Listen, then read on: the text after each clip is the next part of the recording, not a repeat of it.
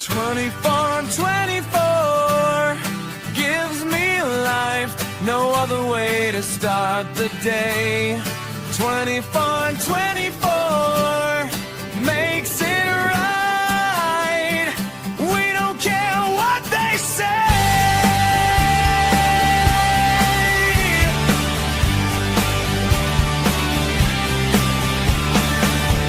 Carve the place out for us, because no one was a vibe. Finally a show to love. Fuck it, we'll do it live. It's not lonely at the top,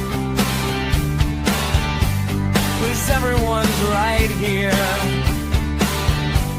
For us there's no hard stop. Forever in your ear.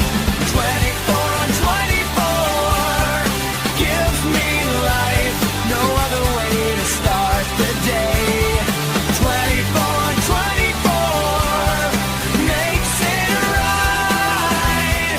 We don't care what they say. Copy me, I know you will. I do it first every time.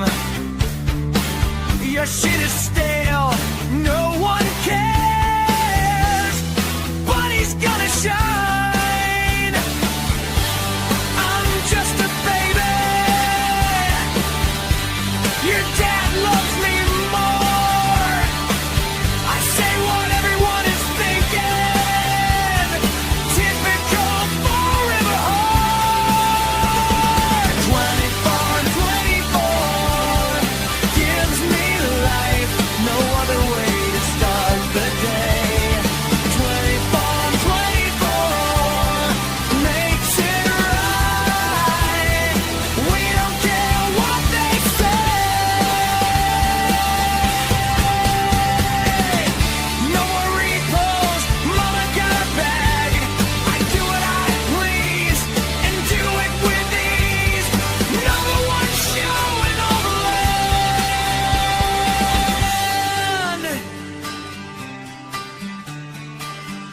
Haters listen longer. Everyone say hi to Jim. Let's lock in. It's time to ride. Pack board over everybody.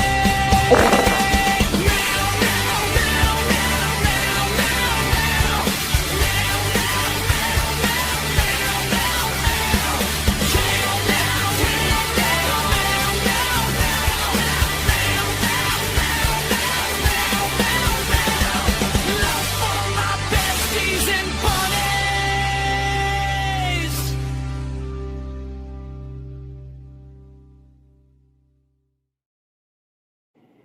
Good morning. Welcome to 24 on 24. It's the number one show in all the land. I'm your host, Jessica Machado. We started 24 on 24 as a little space on X as we were leaving the Karen Reed trial to give you updates on what happened in the Karen Reed case. But Karen Reed is free. We're not in court, and we kept 24 on 24 going because we have a codependency on each other. I need the bunnies. The bunnies need me. People can't understand that, and that's why they crash out on a daily basis. Thanks for joining me. Good morning, Buns. I'm your host, Bun. Good morning. All right, so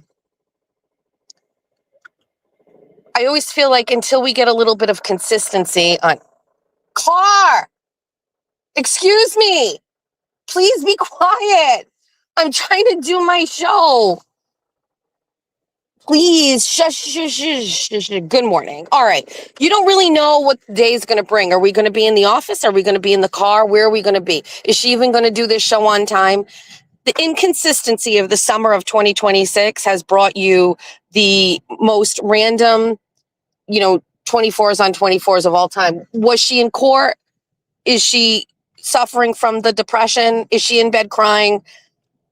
Is Spicy Misty texting her, trying to get her up out of bed? Who knows? You have no idea. But never fear, we are very close to having the consistency all the bunnies deserve as school starts tomorrow. So yes, for this summer, we were like, what are we going to do? How are we going to do this? Or we're not going to get in the car every morning and just drive around like we used to because there's no school. It's stupid. So let's do it at home. And then we do it at home. And then there's a trial we cover. And then it's been a mess. It's been a mess. However, it's been great, actually. Actually, back up. I wouldn't say great. It was a summer of things I never could have expected. That's for sure. We have an agenda for today. Unfortunately, it's on my desk at the house. Currently, right now, the most important thing we're going to do is we're going to go get a society coffee. We did not get one yesterday. We just went straight to work. You gonna let me go? Thanks.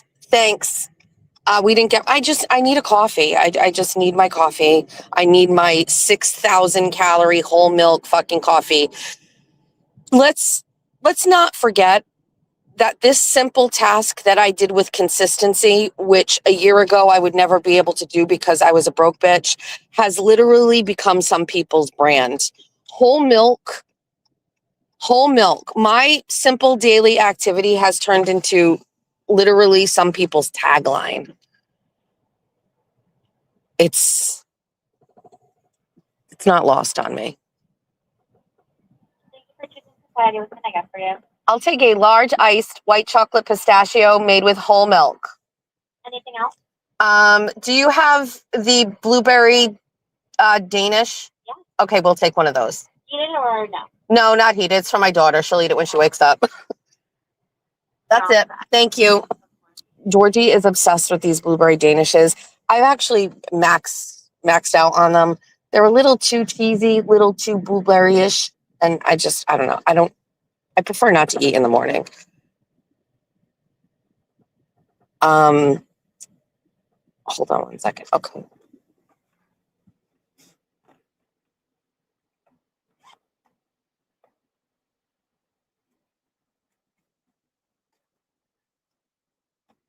Yeah, so literally people, my daily activity of just getting a coffee has become some people's whole tagline. And there's so much of what I do on a daily basis, whether it is literally going into this line and getting my coffee as I like it, right? Like, I like my coffee like this. I'm not in the business of drinking a beverage that I don't like. That is a crazy notion that anybody should suggest. I've tried it with skim milk. I've tried almond milk. I like my coffee just like this. If I liked it another way, I would drink it another way. And the fact that I get shamed on the internet for it is crazy. In case people haven't figured it out, I'm in the business of doing whatever makes me feel good. I really don't like being uncomfortable.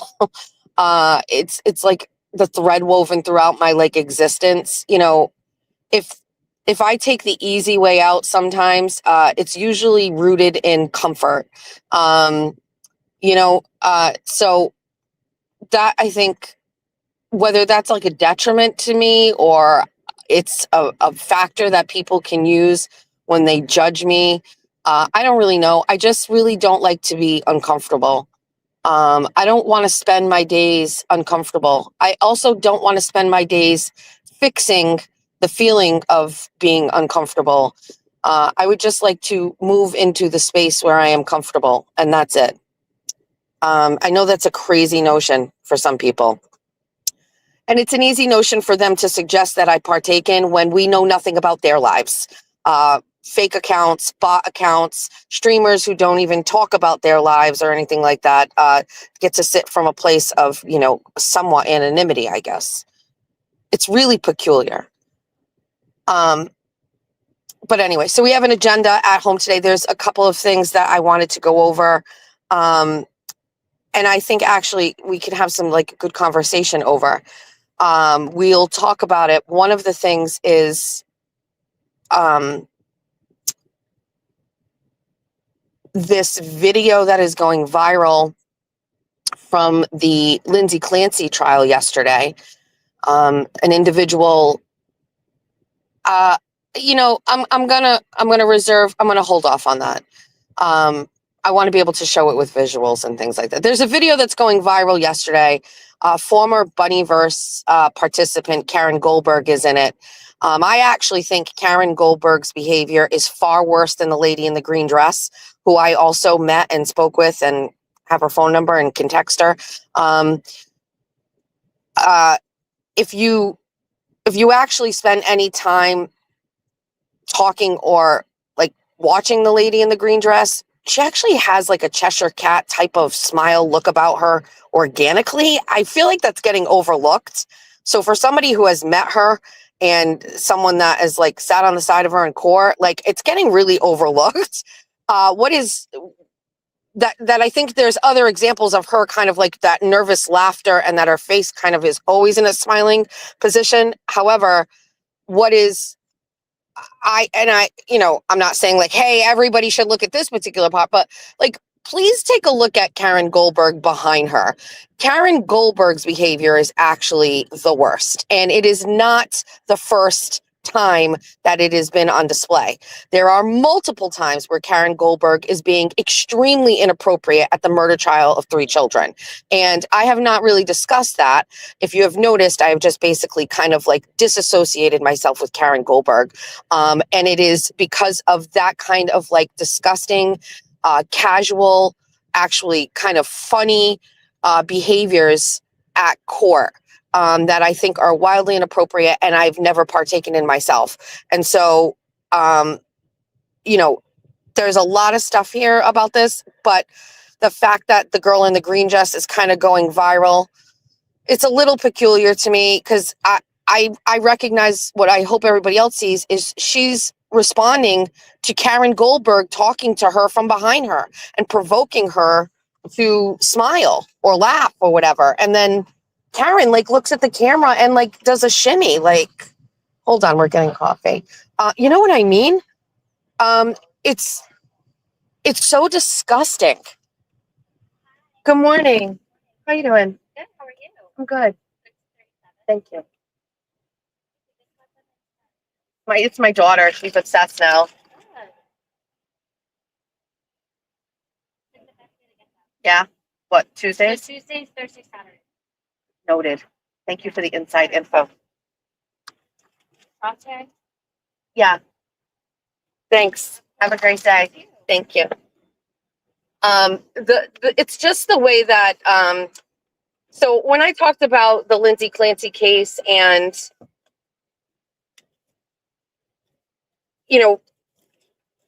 why I chose not to continue to follow it,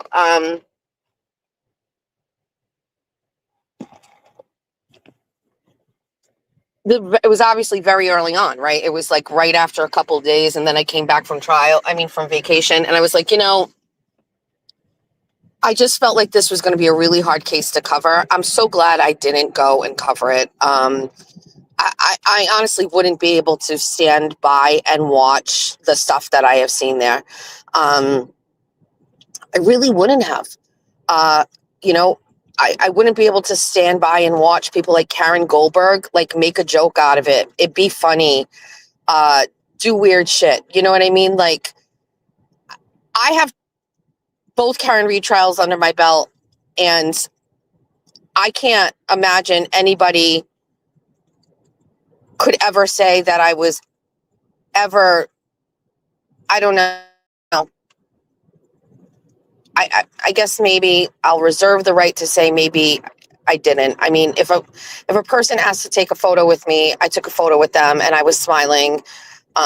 Trial 2, there was a lot of like fanfare out there, and so I felt like there were a lot of people that were asking me for photos and things like that. But I always like tried to keep to myself. I always kind of, I don't know. I was always trying to be cognizant that it was a murder trial. You know what I mean? and I just feel like this is just getting so weird and so gross. And the lady in the green dress, really, I actually don't think she's deserving of this shit that goes. I don't think she really winked. I saw somebody say that she was winking on camera. I didn't really see that all either. I don't know if anybody knows, but we'll play the video. We have it when we get back home. But she actually grew up with Lindsay. She knows Lindsay. She's from New York, this lady, or works. Did she work for the New Yorker or someone? I'm not sure. Vanity Fair, maybe. But anyway, so we're going to we'll do that. We'll talk about that. Yesterday, if you're in Bunnyverse on Facebook, you got a sneak peek. I will share it today on the show, but we finally got Julia's wedding video, which is just, like a 6-minute culmination of a whole day's worth, of a whole year's worth of planning and all of those things. Listen, what do you want me to do? I started sobbing like 5 seconds into it. I cried the whole time through the first part of it. And then I had to watch it again, not crying, and cried some more. And, it's just such like a wonderful, memory book. And so we'll show the video if you haven't seen it. It's really great. And, I spent a lot of time talking about the wedding in 2026. And so many of you sent me recommendations. Some of you sent me things for the wedding for my daughter. And, I asked Julia if she was okay if I shared it. And she was like, yes. Because I feel like everybody who kind of went along for the ride deserves to see it as well. We also did get all of the galleries of all of the photos. I have to get, there's just so many, there's 1,000 photos, and they're broken up into different things. I'll extract from that because I know she doesn't want all of those out there. So I'll extract from that what ones that we can share, and then I will share them with you. The thumbnail photo today, I know it's a little grainy, but that's one of us. But I mean, I'm going to be honest with you, some of the photos of my son and Georgie, and those are the things, I'm not really looking at all of the other stuff. I'm looking at look at my kids that, are older, I look at Georgie and I'm going, I just feel like she was just a little baby, and then I see Jack laughing, with the groomsmen. And I'm like, my son is just I don't know. I remember going to the grocery store with him when he was a toddler, and him wanting to go to the aisle where they have the Matchbox cars and looking for a very specific kind of Matchbox car. It had to be a hatchback. It had to be a hatchback. And it had to be blue, but he would settle on anything else if there were none, but hatchback cars. And here he is, hamming it up with these groomsmen in pictures. I can't. So we're going to go over that. Hold on. Pizza Allen! Oh, he just looked right at me. Go get him, ladies. Go get him. I will very briefly address one thing before we get into the office. I sent an email to Attorney Bradel last night in regards to a statement that Aiden Carney made on his show. It's really just, it's a message, and it needed to just be documented. My husband has not lost custody of his son. So my husband still has shared legal custody and shared physical custody of his minor child. The internet is wild. Somebody shared a picture of a child with a blurred out face. That is not my stepson. They have said that my stepson is over 18. He is not over 18. He is a minor. And then the statement that my husband doesn't have custody of his son is not true. So I just sent that email to Bradel. Whether Aiden adheres to that or not, I don't really care. For my own self, I sent that just so it's documented that he made a statement about my husband that essentially disparagingly paints the picture of my husband losing custody, and that's not the case. I also heard Baker share wild statements about this whole thing about my husband, and like, talking about HIPAA violations and things like that. We will never discuss what is going on with my stepson and what got him to the point where visitation was halted, and that's it, because the internet is forever, right? So none of that will be discussed. At this point, I just, it is what it is. I'm not an idiot. With certainty, I knew that email would go straight to Aiden and then go straight on the internet. And for anybody that thinks that I'm dumb enough to think that wouldn't happen, or that there's some shock value that made its way into the internet, please watch every one of my 300 other shows. Okay? So there's that. And there's also a couple of other things that are going to get discussed. And I have to give credit where credit is due. The first and only thing I have ever seen that the Broken Baker has shared deserved a retweet. And I popped onto my X account today to check my messages because there was a message there for me that I needed to get. So I went in, and right smack on my algorithm was two things. One, a crazy fight at Barstool Sports yesterday with like a DoorDash driver that I really actually would love to dissect, because there's so much about that like peak masculinity right there. If this had happened, I don't know, we'll talk about it. That, and then this post from Broken Baker, and I don't have it in front of me. I have it in the office. We're almost there right now. And he says something along the lines of like, familiarize yourself with these like major true crime content creators so you don't ever make a mistake about something, blah, blah, blah, blah, blah. That post is going to be discussed. That post is going to be discussed because it is extremely important as far as I'm concerned. Extremely important. We actually got dropped in the wrong dimension when we got dropped into true crime. We don't belong here.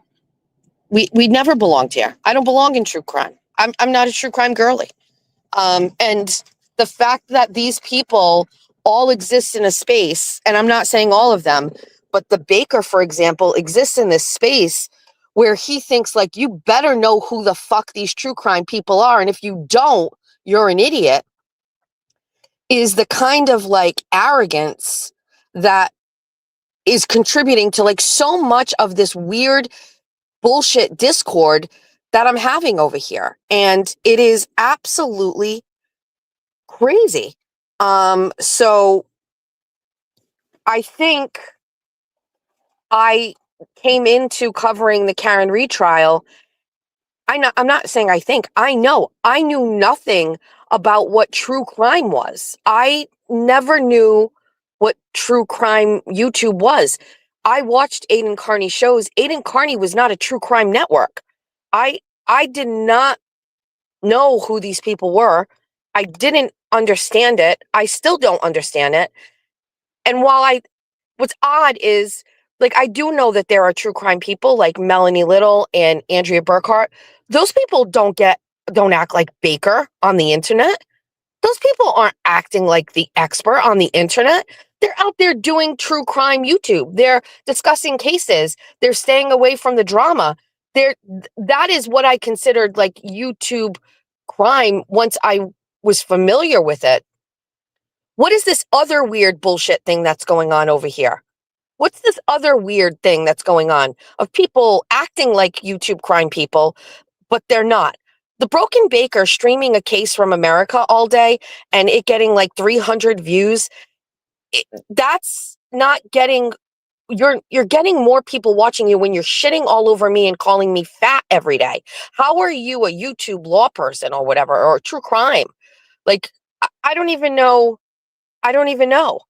And then this whole thing that happened yesterday, and this is where it's derived from, this statement that I made yesterday. We've got to get in front of the laptop to do this, but I don't know. It's just,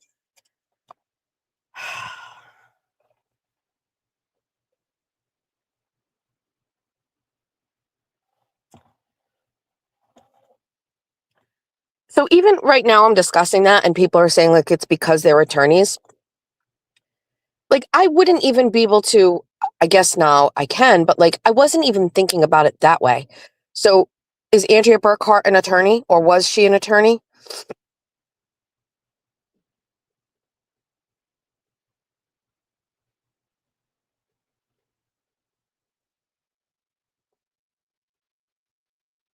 Um, okay, so she's an attorney.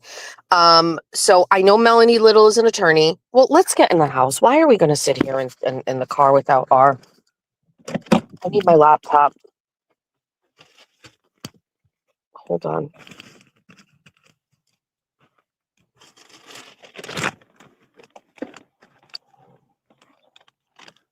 They're all attorneys. Okay, but Baker's not an attorney. Expert's not an attorney. Aiden's not an attorney. CSI investigator. She's not an attorney. Hold on.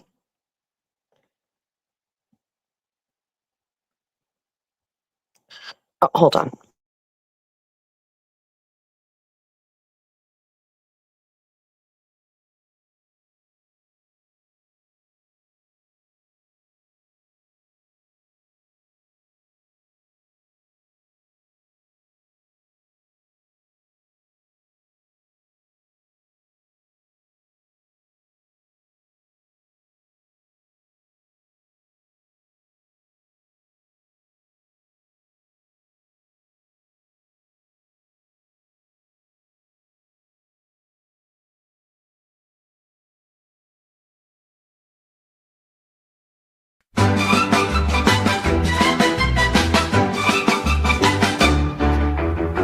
Who can send a text message full of hot demands? Pretend he's so strong with the words he sends. The doughboy can. The doughboy can.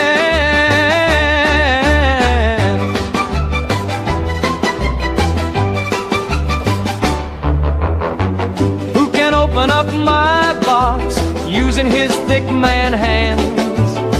Thank me for all my gifts in front of all of his friends. The doughboy can. The doughboy can.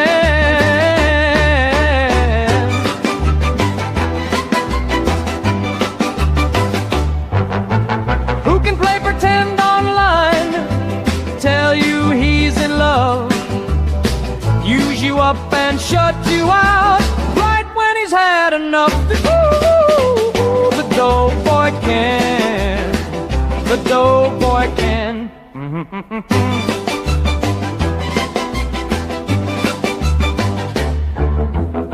Apologize to him because that's just what he needs. Bow at his feet and beg, no fleshlights please. Who can tell a lie and then a couple more? Battle his way into your heart. You're just a crazy whore. The doughboy can. The doughboy can.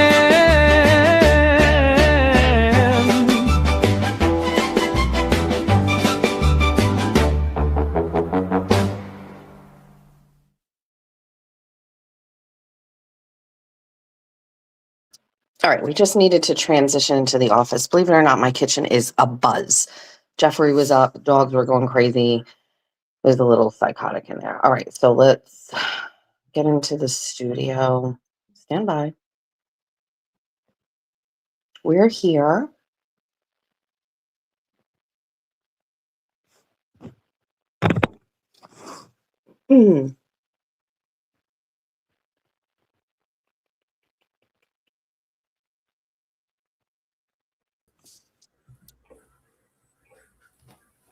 Okay, perfect. Good morning.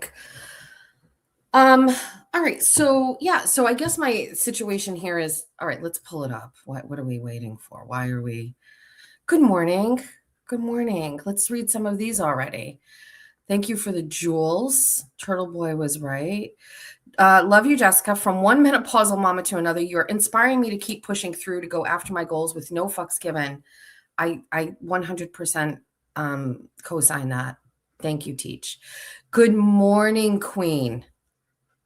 Good morning.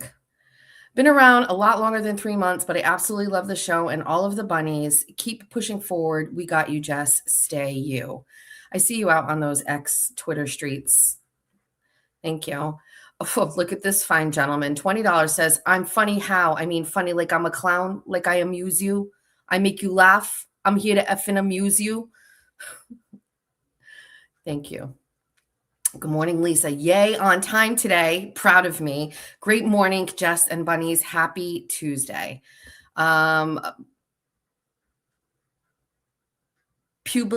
Publis Rising, a member for 9 months. He has been here a long time. Let's be real. Broken Baker is a moron. He said an author was lying for calling a Tumblr a Tumblr. Yeah. So So let's pull it up. Let's pull up what I wanted. Tools. I also had an issue with, I had a mouse pad, not a mouse pad, like a wireless mouse that for some reason was not working. I just had to buy another one. And I left it downstairs on the dining room table, but we will go get it. Let's get all of these things set up, shall we? Okay. All right. So this best thing I've seen on the internet.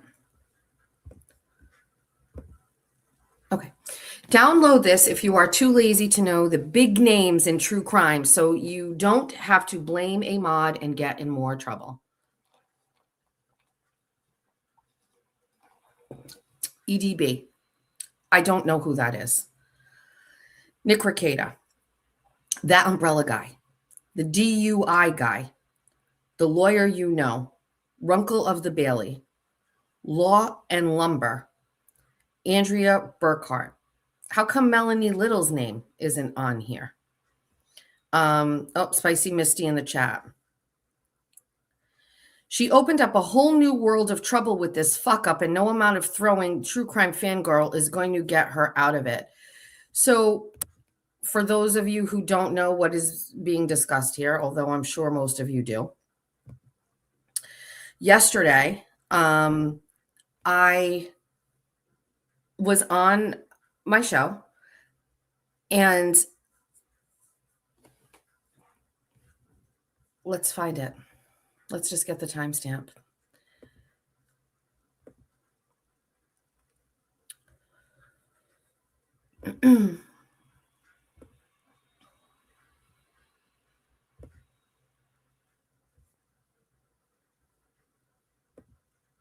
Hold on.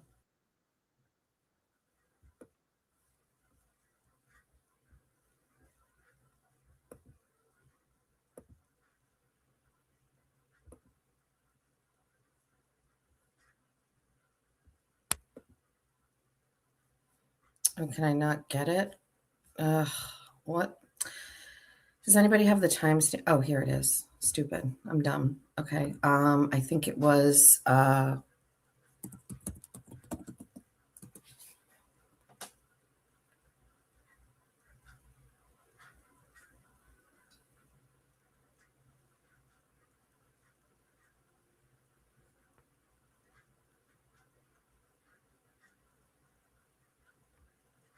okay. Let's share this tab. Here's yesterday. Somebody said, I don't know much about the umbrella guy, but I think he's the guy that has been stalking Melanie Little. She talks about him stalking her and suing him. Just wanted to let you know. I did not know that. Thank you. I had no idea. All right. So there we have it. And I think it's very obvious at this point, as she has personally, she went out and said it herself. I wasn't on X at the time, but she texted me, told me that she outed herself as being the person who sent me that text. I didn't out her. She outed herself. She's a mod of mine. So, I have several mods. If a mod comes and sends me a message, so just so you know, like how I view my mods, those are trusted individuals who, in a moment's notice, can share with me not only information like that, but if something's going on in the chat, if they have to make a decision to boot anybody, like they're trusted individuals. True Crime Fangirl was somebody that, like, if in case you guys haven't known, she came to my channel very early on. I've never met her. And she was a fan, just like Cyber Chick, Cheryl, who was like, I'd like to be a mod. I can help you out. I didn't have a team. I didn't have any of my real life friends participating in modding, of which I currently have Lauren, Amy, and Jennifer. And then some additional mods. And so this was before Moons. This was before Oceans. True Crime Fangirl and Cheryl were two people that were the only two mods for my channel. Now, I took a chance on both of them. I didn't take mod seriously. I put both of them in place. Cheryl left on her own accord.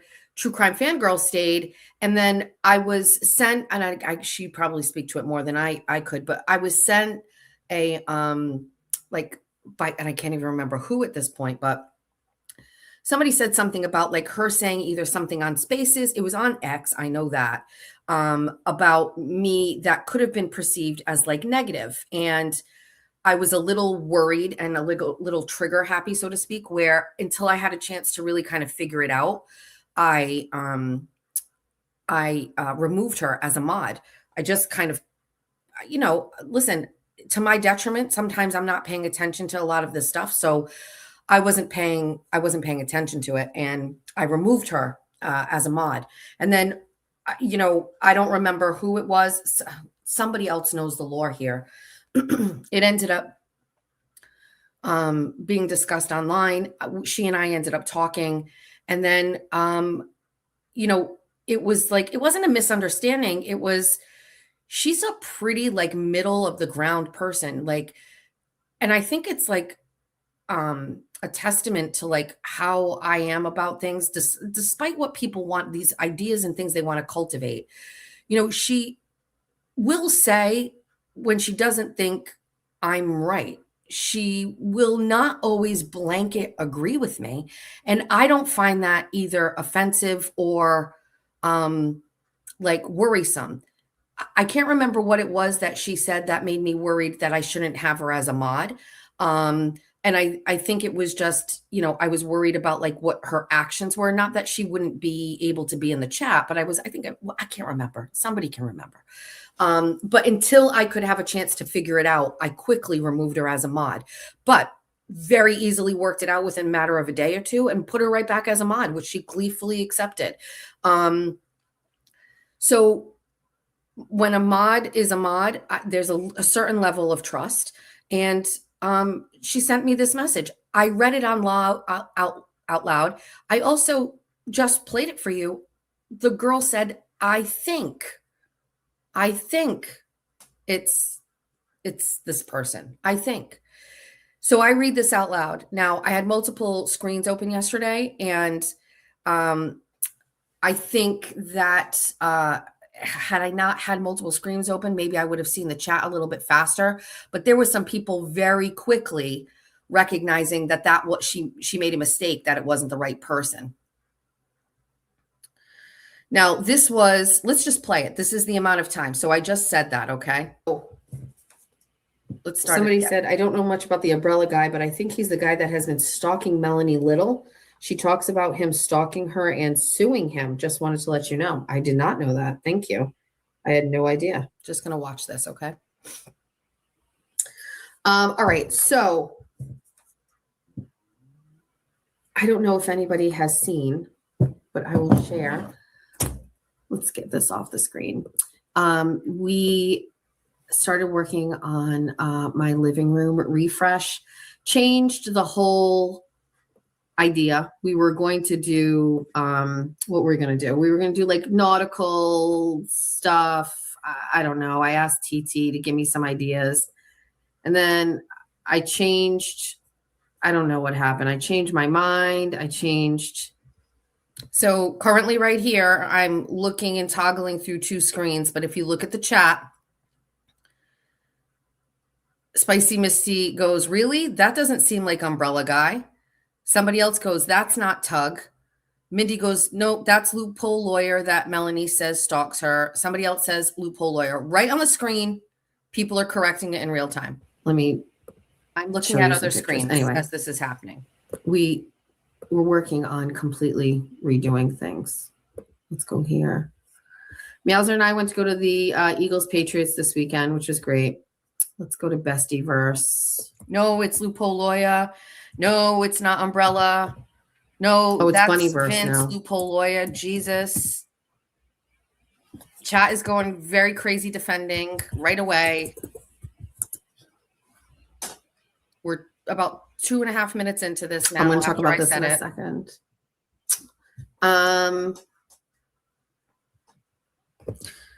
Yesterday, can we see these things well? Yeah. So yesterday, this is my front living room. Front Umbrella foyer, wouldn't do not the that. family Yes, room. Loophole. I've definitely heard Took some of that. everything Don't know enough out. about Tug. Washed all of the That's windows, the Loophole woodwork, Lawyer. the floors, the walls. Of course, the Jessica Walsh is fixtures, just like all of the completely things. not caring. She's This just is moving one on. portion of a bigger room, and we are just kind of like I'm just saying, like before it was crap, like old stuff, nothing new. And I haven't even really spent a lot of money. I bought some new pillows. I had curtains from my studio that I gave to Julia. She didn't want them, so now I'm using those. So I saved a little money. My curtain rods. But anyway, we just kind of doing like a complete refresh. This is the living room in the front. And then There's me getting a text. hold on, wrong one. This is what we ended up with yesterday, which I'm kind of loving. It looks so pretty. It's so funny, but Jack and Georgia came downstairs and they were like, is this a new couch? And I was like, because it's got pillows on it. Bought a new rug. Didn't really love this rug, but whatever. It's fine. I had these pictures that are on the side of the tables. Those pictures were actually over on Oh my God, the Jessica, other wall stop talking. back here that you can't see, that I had like bought at a yard sale or whatever many, many years ago. When I first bought this house, not me, my mother bought this house Jessica. 10 years ago. We were broke.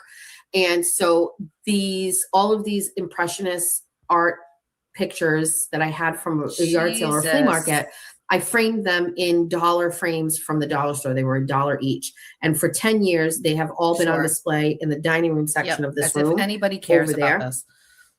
And I'm yesterday insufferable. I went to Home Goods and I bought those 3 frames that have mats. And I took 3 of those pictures and put them here. Riveting content. And I felt like it was a little luxurious, but Sure. like, I think those 3 frames together were like $49.99. So Sure. I spent $50. Sure. Just saying, 10 years ago, I used $1 I dollar did. store Yep. frames. And for 10 years, those worked.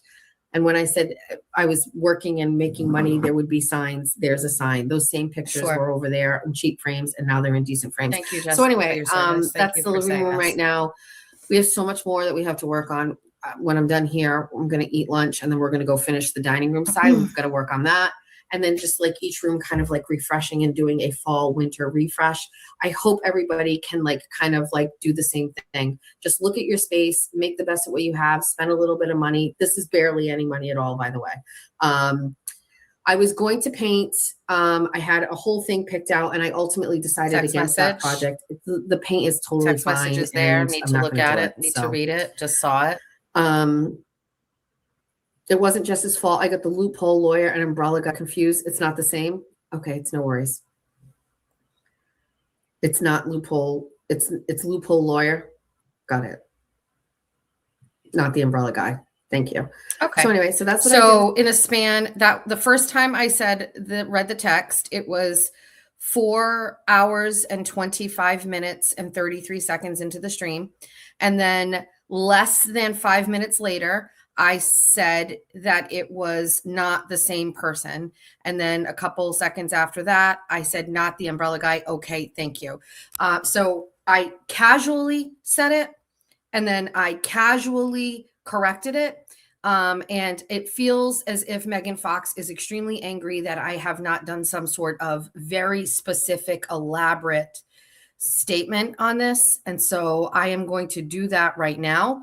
Now, I just want to let you know that the feeling that I had that I made this mistake when it happened, as you can tell, was not that big of a deal because I corrected it right then and there. Right? I was like, "Oh, okay, we got it wrong." I shared that. I didn't read that and then not say it. I corrected it. And then within a little bit of time, True Crime Fangirl was getting dragged. And I was off X. I was getting screenshots and stuff. And I said, okay, I'm going to fix this. So I was out shopping with Julia. I pulled out my phone. I did a space on X, which I never do anymore. And I clarified it. I wasn't even blaming True Crime Fangirl. I was just explaining what happened. And then I put up a post underneath his post where he got very upset. And I said, here's what happened. I apologize. Sorry. This is not enough for Megan Fox. Megan Fox wants more. Okay. And so I'm on my show this morning. We are going to give an apology, make it official so that it is going to be satisfactory for Megan Fox. Good morning. I just want to say that yesterday on my show, I read a text message. And that text message was from one of my mods. And I love my mod. And so my mod sent me this message and I was like, okay, I'm gonna read it. And so I read it on the internet. And then I wasn't watching the screen. And I didn't know that it was wrong. And so then anyway, I apologized. I said, I got it wrong. It's not right. And I said, okay, we got it wrong. And I went about my business. I went about and did my business on my show. Then I found out on the internet they were all mad again. And I was like, I'll handle this again.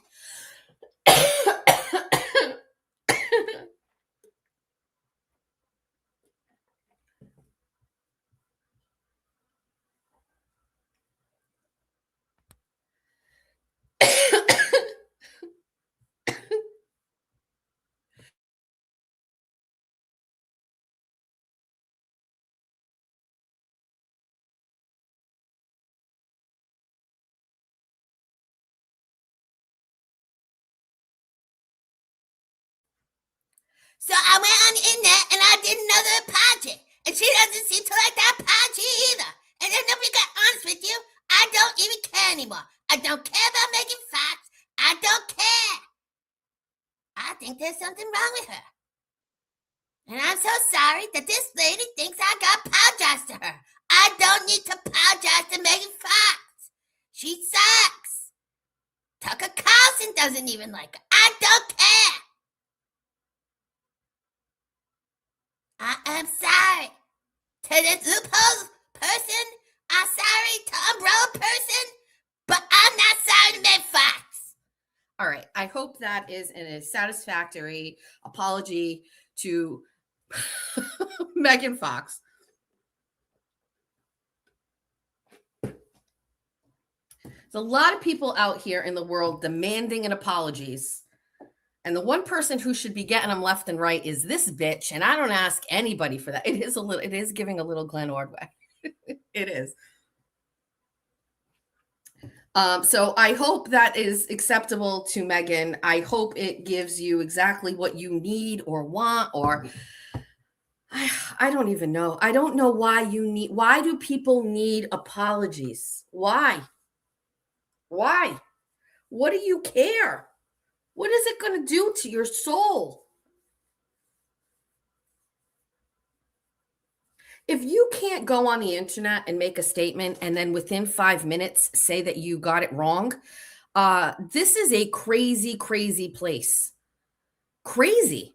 It's crazy. And I think this whole thing about these true crime fan, wrong, not true crime fan. But these true crime people, they act like they own the internet in a way that makes people like me very uneasy.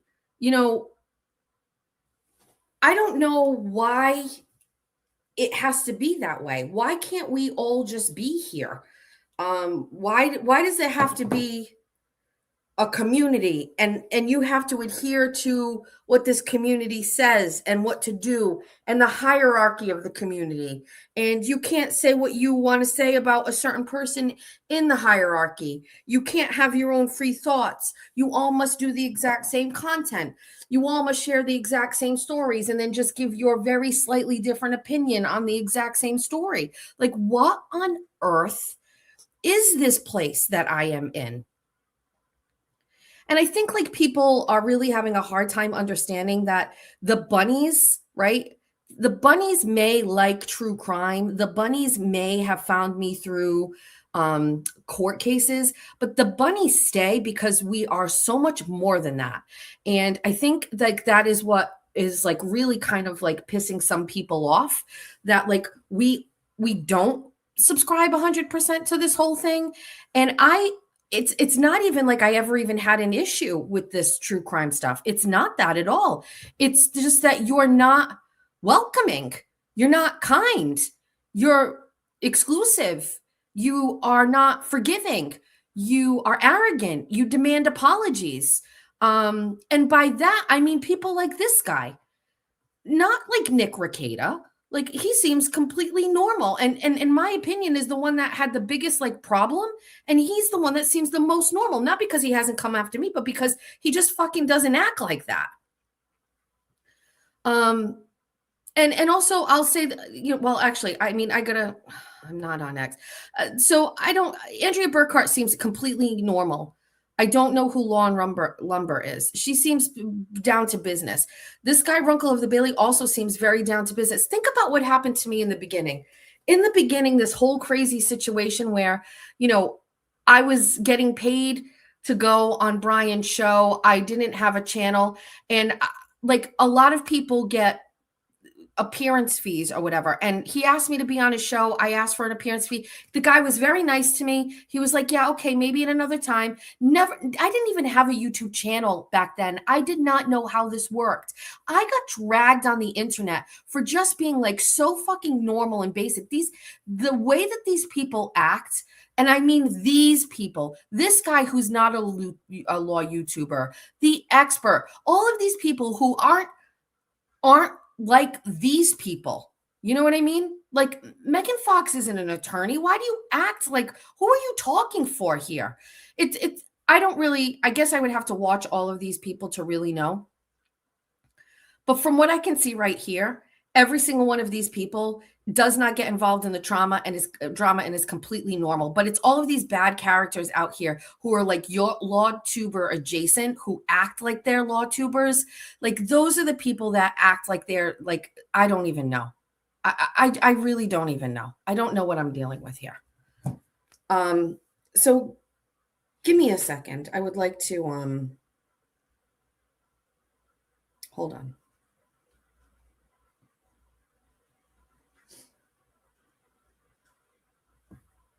We need this.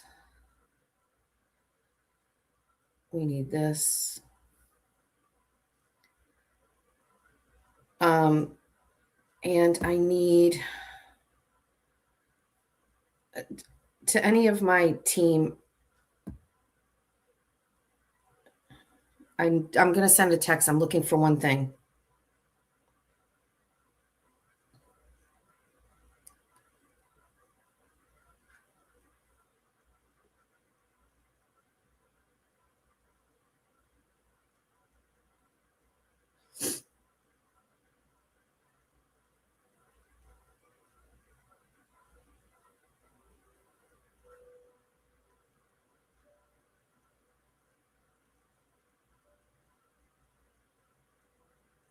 I'm just waiting for one thing before I put all of this together. Put on a song while we're waiting. Okay. Well, we already had one. I feel bad. I want to save it. We had Doughboy. We don't want to. Let me go back to the comment section. Hold on. It's coming.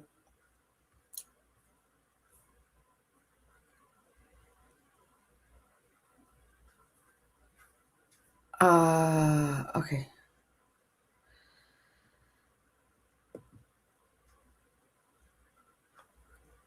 See, I don't know what this means. They call Jess a lol cow, but according to Kiwi Farms, Rakita is a horror cow. So I don't know I don't even know what those terms mean. I don't know what those things mean. You know what? Who is J7 in the chat? J7 might have it.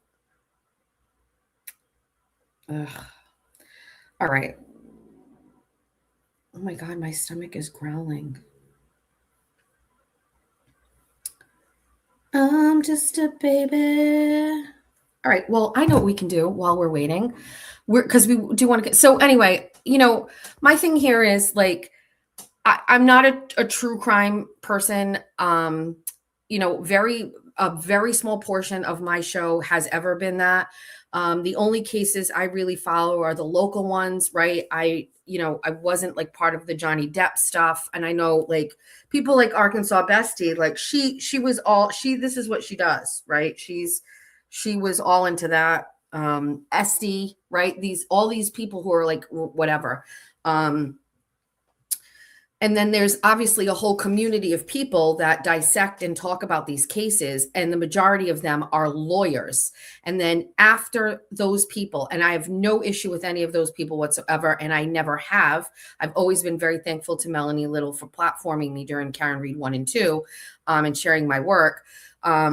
Those people are all completely normal and fine. But the way that like this next layer of non-attorneys who are in the true crime world act, it's like it's some sort of like crazy like club or group that like I can't be a part of, people can't be a part of, and it's so like weird and just I don't even know what's going on.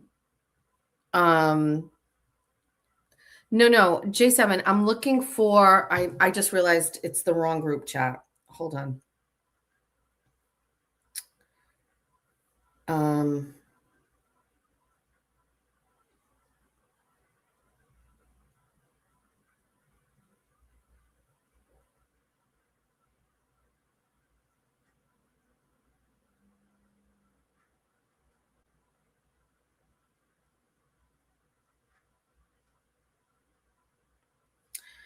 All right. I think I have it. Let's get it.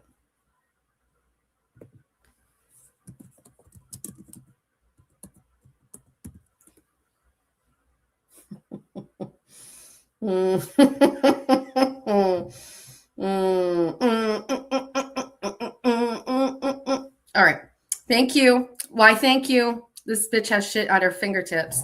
All right, let's send these to myself. Stand by. We need this. Send it. Send. I just want to prove a point here. I want to prove a point.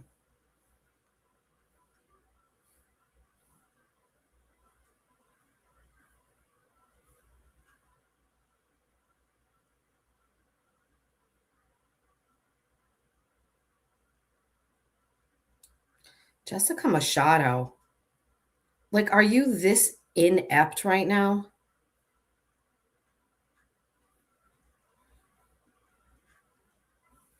Apparently you are.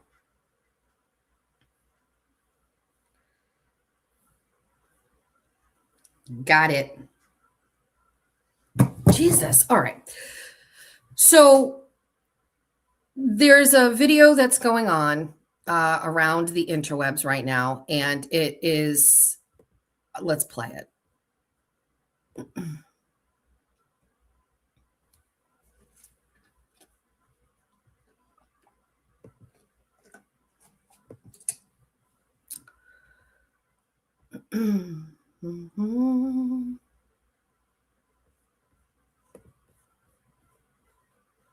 I know I'm taking a long time. I am sorry. I am sorry. as much as I prepared this, I didn't really prepare it, I guess. I could play a video, but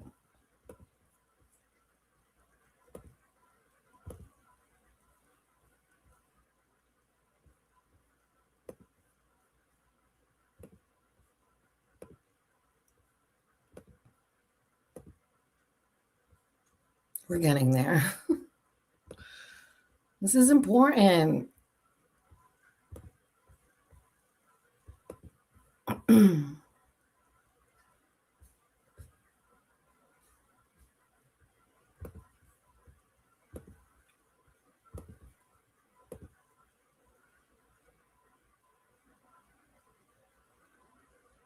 Okay. All right. Thanks for waiting. Okay. So I covered the start of the Lindsay Clancy murder trial.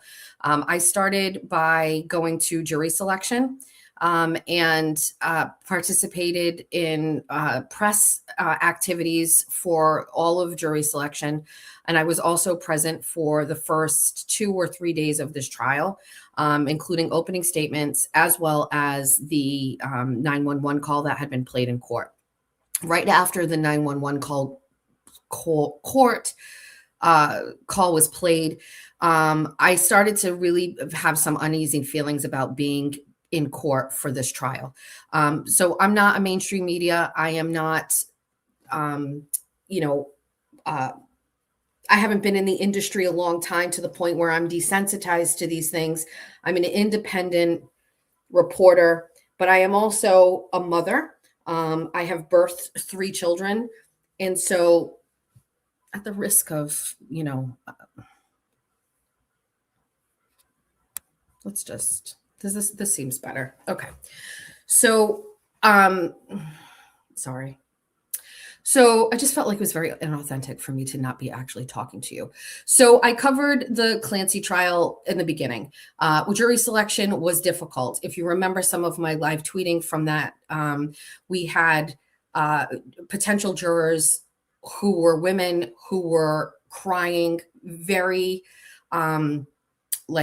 heavily after being questioned by the judge and then being dismissed. So even the jury selection process had moments of being extremely emotional.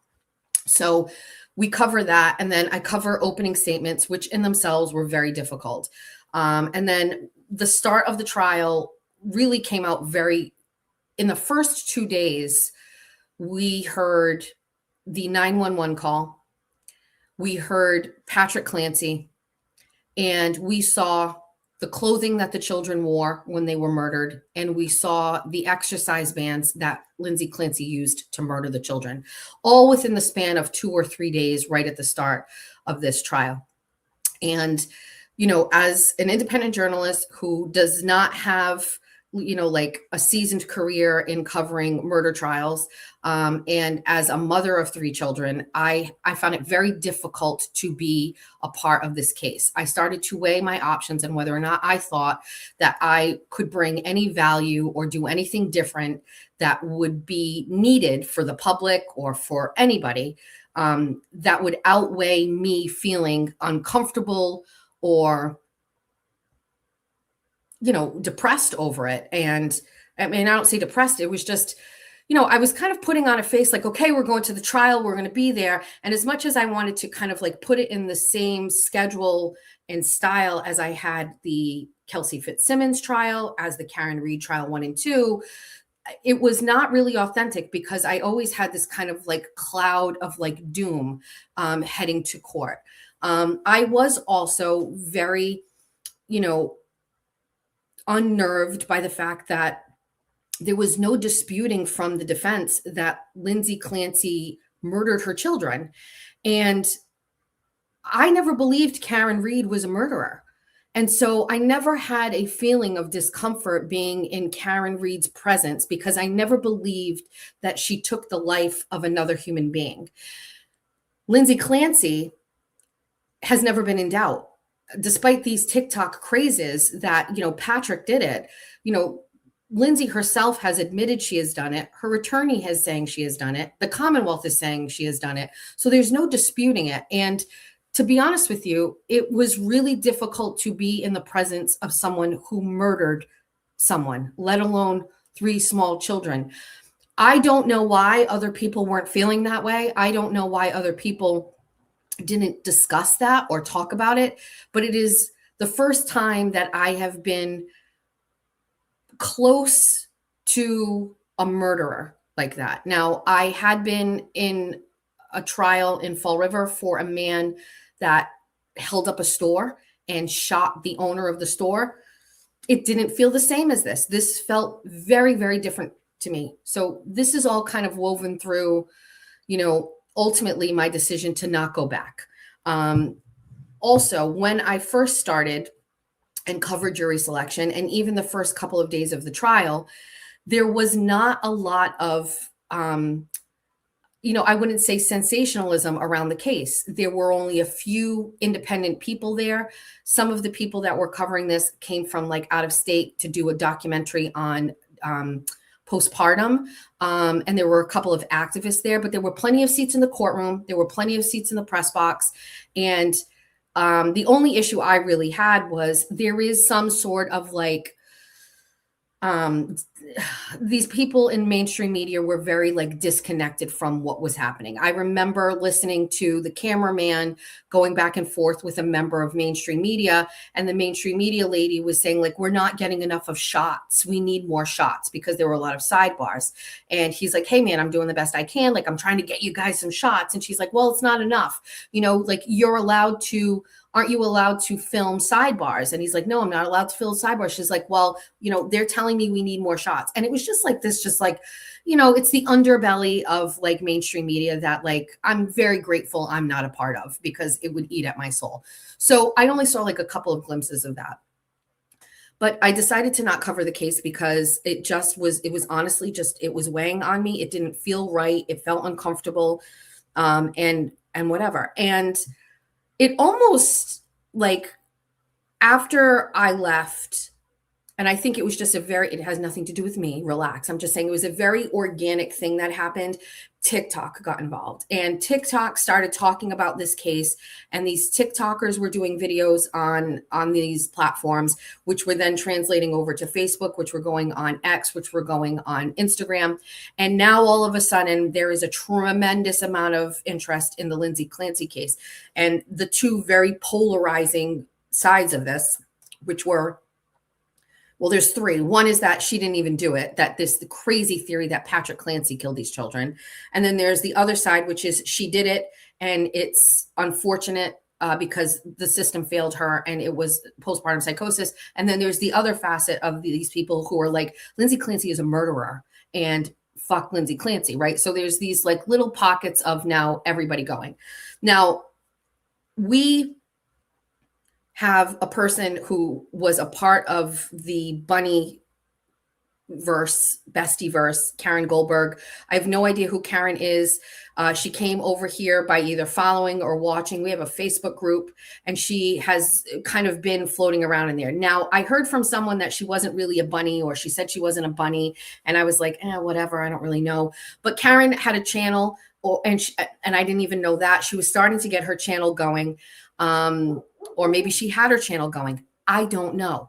But one of our show's longtime supporters and followers, Scott, and she decided to do a show together. And it was being promoted on our Facebook page. And it was the Harbor Lounge. And the two of them were doing streams together. And I talked to Scott, he talked about the breakdown of that or whatever. And, I'm not saying I have to pick a side, but I told Scott he had my support. Scott is, I think, just such a hype man. He's so supportive. I haven't seen Scott say or do anything that I would have considered inappropriate or out of line. He is, he came to our meet and greet in person. I spoke with him. He was very pleasant. My husband really liked him. Now, I don't know anything about Scott. I'm going by my interactions with him in text messages, meeting him in person, his online interactions with bunnies and besties. I mean, I'm just going by that. And then with Karen, I don't really have any opinion of Karen. I didn't really know anything about her. I did find, that there was a couple of messages from people that told me like they were kind of worried that like she wasn't really like a supporter, but I didn't really act on that and I didn't really know. Now, fast forward to I'm going on vacation. My dogs are going crazy outside. I'm going on vacation and I'm thinking, is it possible that I could have one of my followers who have some sort of interest in popping over to court and covering Karen Reed, covering the Clancy case for me? I have a press pass. If I could get them under my press pass, could they go? And I put that out there. And Maggie Winterton is a mom from out west, and she has been a follower of mine. And when we did the classes to teach everybody how to use StreamYard and YouTube, she was a part of that. I've got to intervene with the dogs. Stand by.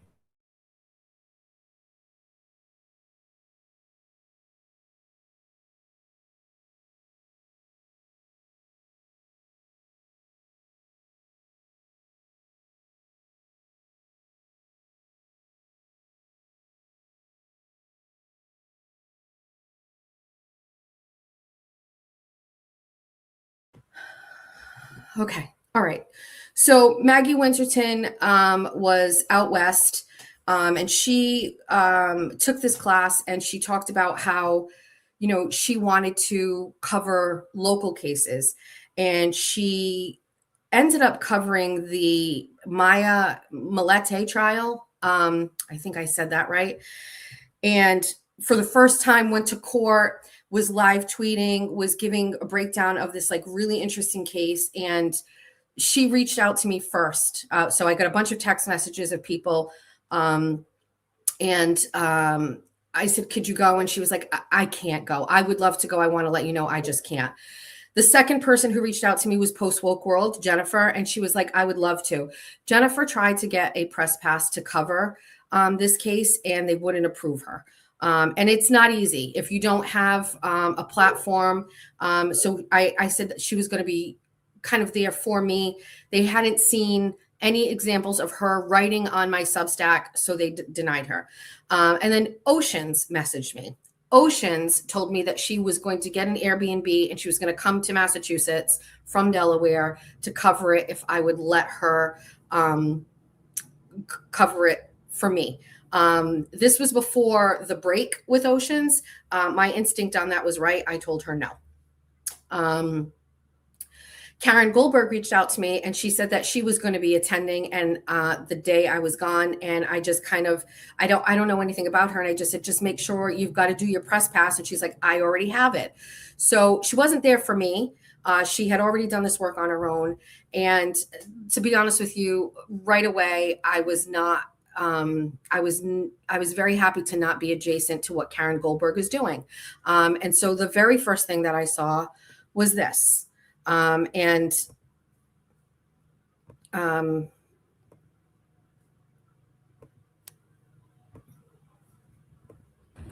with the man of the internet today, Mr. Kevin Reddington. Sir, favorite food? Sushi. Oh, yes. Favorite video game? I heard you play them. I used to. I don't have the bandwidth anymore. All right. Because I'm too close to the water. Oh. But I do like, the combat videos. Yes. Yeah. TV show? I don't really watch much TV. Probably Grey's Anatomy. I like that. What do you do to unwind? Read autopsy reports and police reports So and do I. stuff. Yeah. All right. If you were on your last meal, would it be sushi or would it be something else? Steak. Do you like it with stuff or is it good steak and nothing on it? Good steak on the grill. That's it. Perfect. Yeah. Any pets? My wife is a huge animal lover. So we've had 2 standard poodles. They're both, one's passed. Oh, I'm sorry. 16 years. The other one we've had 16 years. Wow. 2 cats, one passed, another 16 years. We have one left. Number. 16 years. Oh my God, so we've got a dog and a cat. We did have the bird. A bird? What kind? African gray. Stop. That would swear. But I was gonna say, I love that. bird is gone. That's my wife. It's not me. She Yes. loves the animals. You Oh, know, my husband would say the same. Yeah. I love it. And what are you gonna do for the rest of the night? I'm going to go out and have dinner with my friend J.W. Connie over there. Perfect. And we're not going to talk about law. Anything, we're just going right? to have a couple of non-alcoholic beers, and he'll have some sushi, and I'll have a steak. Yeah. Perfect. Thank you so much. My pleasure. I Nice to appreciate see it. you. Nice All right. to see you too. All righty. I'm So with the man of the hour. Sure. So let me just show you. This is Okay, so what's your take on this case and the charges against Ms. Clancy? I think that the charges should have been reduced to second degree or tried with a judge and let a judge decide whether there's a not guilty by reason of insanity. I think that Attorney Reddington's going to have an array of expert witnesses that are legitimate and proper, as opposed to a series of people who are paid thousands of dollars for the Commonwealth to say up is down and down is up. They're clinging to minutia to suggest that this woman planned this. This was a respected health professional at one time and a loving mother, and it's unimaginable that this could happen. This is not Jodi Arias. This is a normal human being that goes through postpartum depression and psychosis. Thank you. Your name? Jack Atwood. Thank you, attorney. So that is the one and only interview that I did at the Lindsay Clancy case. It is appropriate. It is in the right style. It has the right tone. It relates to the case.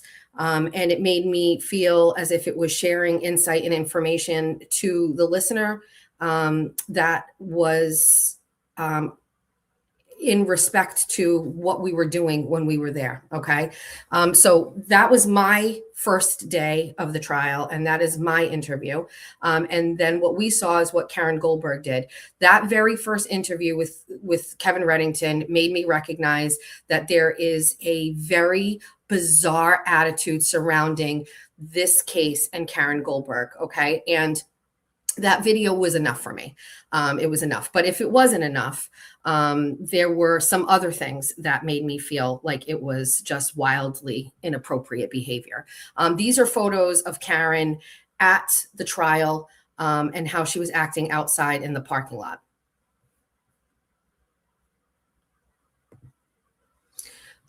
So I'm not sure why a person would be acting like this. Holding things up in her head, getting her photo taken, acting like an absolute clown out in the parking lot of a murder trial. But this was Karen Goldberg at the Plymouth Superior Courthouse. So again, we had the video of her doing that. We have this picture right here, and full transparency. I sent this to multiple people, and I am saying, this makes me feel so much better that I am not there, because if I were there, I may be put in a position where I would have to be pleasant, kind, or adjacent to this person. And this behavior is absolutely disgusting and inappropriate. I don't understand how any of that interview with Kevin Reddington could have ever happened. I don't know how this could have happened when you are there with the mindset that there have been 3 children that are murdered. And if you keep that in your head the whole time you're there, you keep your head down, you focus on your work, you make sure you're talking appropriately, and you have respect for the loss of life. This is just disgusting, honestly. And then this video that is kind of going viral, I want everybody to really kind of take a look at it, because while the girl in the front, I think, is doing her best, it's actually Karen behind her that is inappropriate.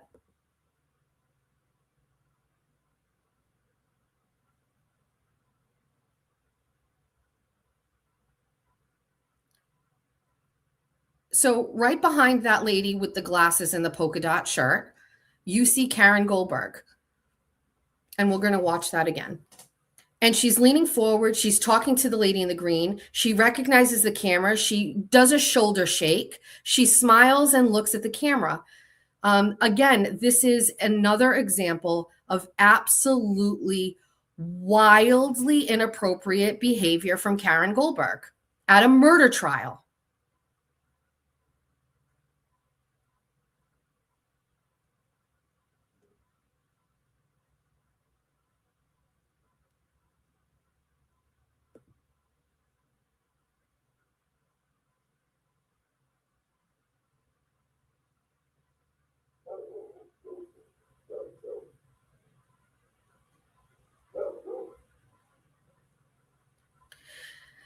For weeks, I was dragged on the internet by people who just don't like me, saying that I was insensitive, that I was inappropriate, that I had no business being at this murder trial.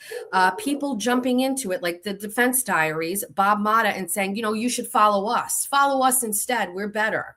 I'm paraphrasing there. And, I had to like save face on that and be like, you know what? Okay, fine. Maybe he didn't mean it. Maybe he didn't, whatever. The people dragging me for nothing. There's nothing that I said or did at this trial that made me like ever fall under the same category as this person and what they're doing.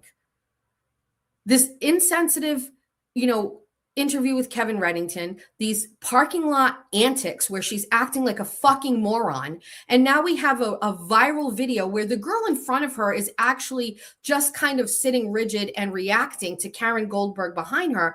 Karen Goldberg is doing something that nobody in the press box ever does. You don't talk. You don't talk to anybody. You very quietly sit there. If you talk to somebody, it is like very discreet. She's leaning forward. She's talking to that person. She's saying something that is obviously not serious because she's smiling and laughing. She sees the camera turn towards her. She smiles. She does a shoulder shimmy. And she's acting like a fucking immature child at the murder trial of 3 children. Now, I have been in that courtroom. I can tell you right now, there is no way that Karen Goldberg did not know that camera was turning towards her. It is right in front of them. And the girl in the green dress, she is in the very front. There is no crowd. There is no crowd there. I don't know what is what these people are talking about here. This is the front row.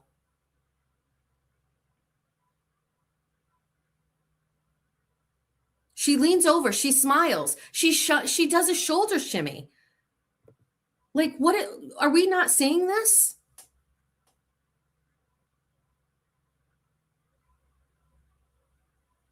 What are you doing?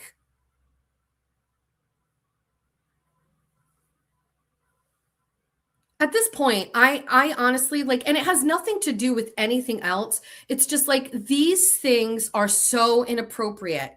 And then there's this. I thought Dr. Hagburn was, a nice guy until he tried to stick the shit in my back. So we'll see. Okay. So, Kevin, is the state arguing out of both sides of their mouth, saying that this was not a suicide attempt or a serious suicide attempt? I think that saying it is? I think probably they realized that it was in every respect a legitimate, serious suicide attempt. I think we proved that, and I think they might be trying to back. That was, I apologize, that's not the video. There's another video earlier on, maybe day 1 or 2, where she's holding up her phone, selfie style, laugh. It's just wildly inappropriate. It's wildly wild. Oh, I got it. Stand by. I will add it.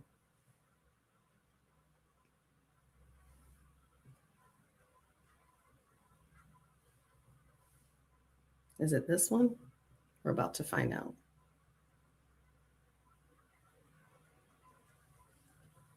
Give me 1 second. Let me grab it.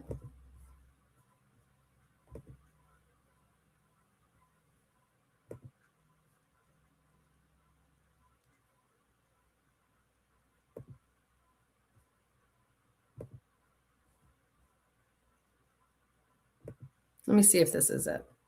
Yeah, okay. I have no words. No words. It's amazing. What are you going to tell her when you get in there before court starts about what's out here? Oh, Yeah, it's this one. Yeah, so it's this one here. Let me add this. It's just gross.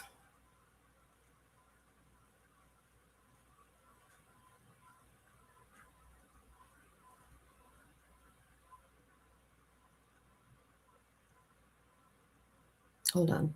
It's just uploading right now. This one. See out here. I have no words. No words. It's amazing. What are you going to tell her when you get in there before court starts about what's out here? Well, I'll tell her what's out here. That's all I can say. I like your outfit. It looks Thank good. you. What do you plan to do today before you rest your case? Cross-examine their experts. They're going to put them on today. And then I'll probably have a Zoom tomorrow with one more witness. Do you expect court to go again for the I rest? think the argument should be Monday, hopefully. Okay. I think it's going. Your case. Never predict, I mean, we got jurors that are spending literally 5 weeks of their time on this case. That beginning part. I have no words. No words. It's amazing. What are you going to tell her when you get in there before court starts about what's out here? I don't know. Maybe it's just me. Maybe it's just me. Maybe there's something wrong with me. I don't understand. I don't know. I don't know what people are doing. I don't know why they're acting this way. I don't know why she acts this way. I don't know why people who I have never demonstrated one, insensitive moment during this Clancy trial that I covered, and people were literally dragging me on the internet and saying, Jess Machado shouldn't be there. She shouldn't be there. She has no right to be there. She doesn't have the sensitivity to cover this trial. What? What? What? What's happening? What are people doing? So anyway, I think Kevin said, I like your outfit because it was pink. And she was asking, does she know or whatever? I don't know. The whole thing is just, I don't understand people. I'm not sure.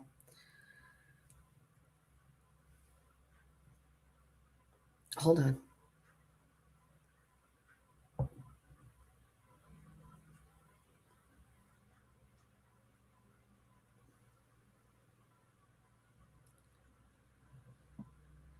All right, hold on one second. I just got a message from someone that says,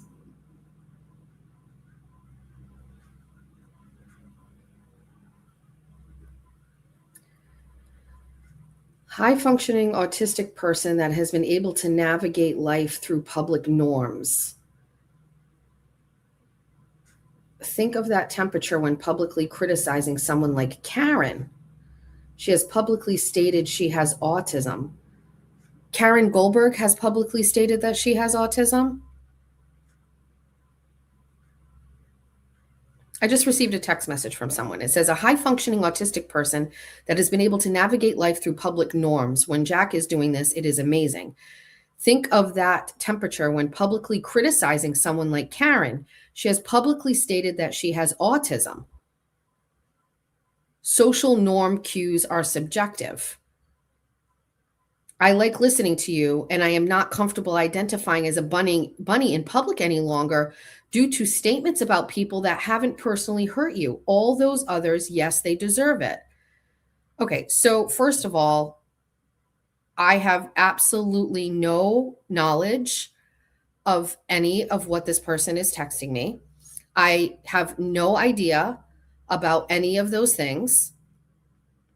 And that does not mean that I cannot say that there are severe problems with the way that this person is acting at the murder trial of 3 children.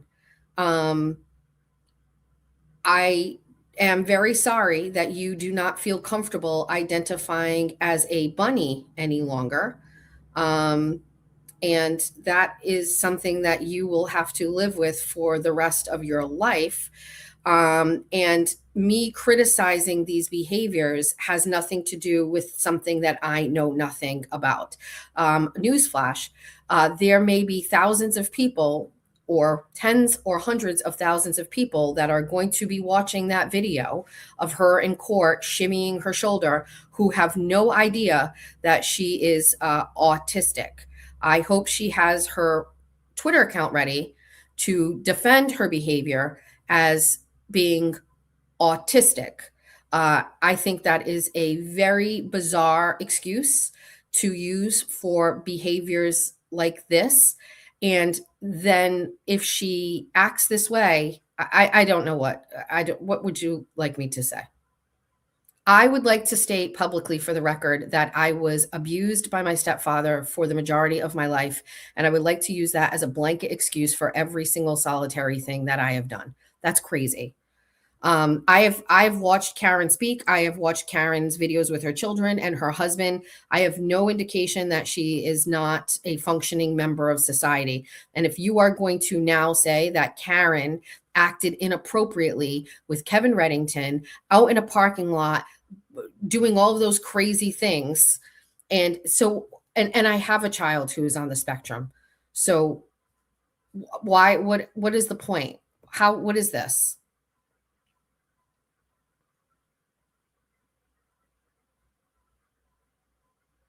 Okay, let's do it. Let's just say it. I apologize to Karen Goldberg. I had no idea that you were autistic, and this behavior here, and the rest of this behavior here that I view in this video.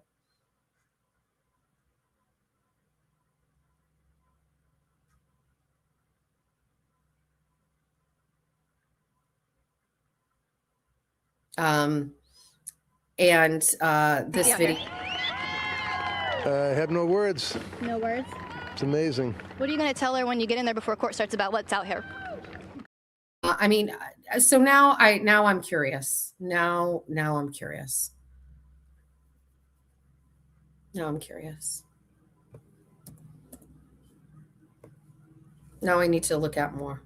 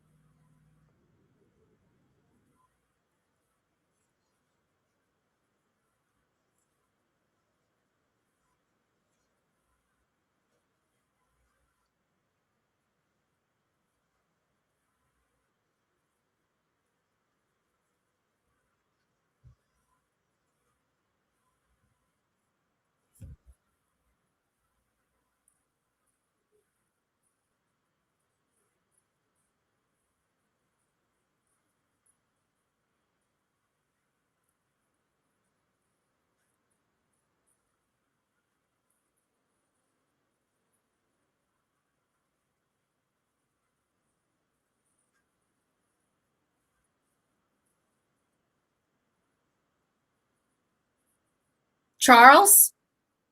Charles? All right. So my issue here is I don't know. Thank you for the text. I appreciate you bringing up that. I will be more sensitive to Karen having autism when I criticize her behavior outside of the murder of 3 children's trial.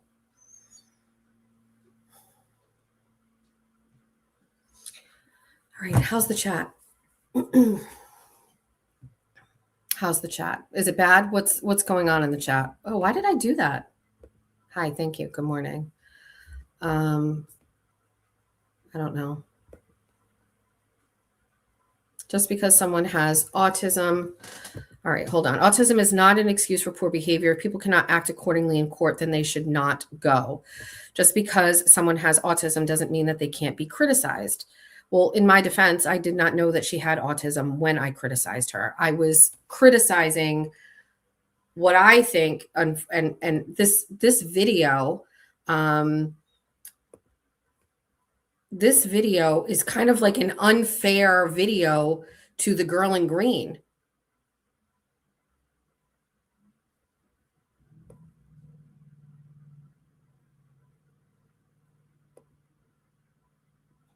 She's just simply, she's looking forward. She's doing what she's supposed to do. And she's reacting to statements that Karen Goldberg is making to her, calling her. She looks behind her, Karen shimmying. And by the way, those 2 other girls to the right, those girls are working on a documentary together. And they have always acted appropriately. And Karen is calling out to the front row. All 3 girls turn and look behind them in reaction to Karen being wildly inappropriate. And the girl in the green is getting dragged all over the internet for it. And it was really Karen's behavior where she's doing something nobody else is doing. Nobody else is leaning forward. Nobody else is talking. Everybody's getting ready to work. And, all 3 of those women in the front row are just kind of like being polite and kind. But it has nothing to do with the girl in green. She's responding to Karen Goldberg's inappropriate behavior behind them. So that's my take on it. And I think it's really unfair to the girl in the green. She was very nice, and she was also very professional.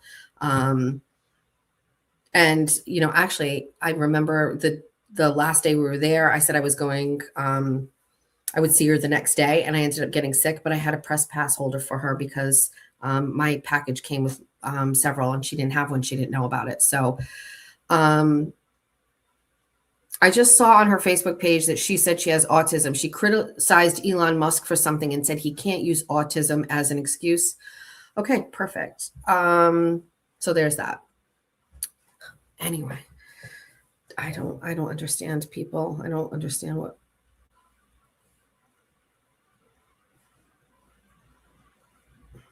Don't know what.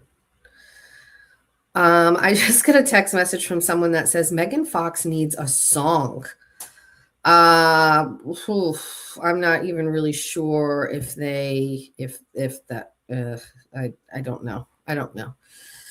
Yeah, the YouTube streets are crazy. I also noticed too, like there was a comment that was sent to me about whatever, like me crashing out or something and getting off of Twitter.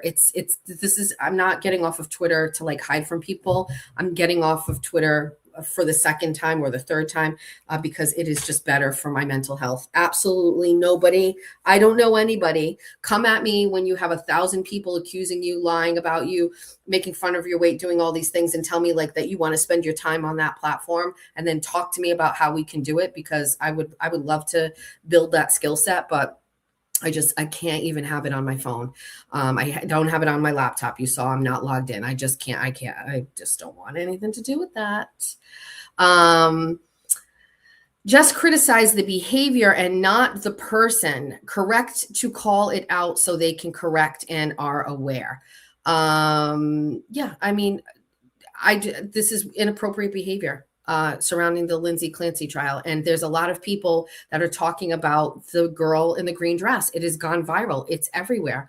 And yeah, I thought I would, or whatever. Now, I don't know. And I don't know if it's something I even want to talk about, but that umbrella guy situation yesterday, and then we're going to move on from this. That umbrella guy situation yesterday, I tell you that I realized I made a mistake. I correct it on air. I go on Spaces. I do a space.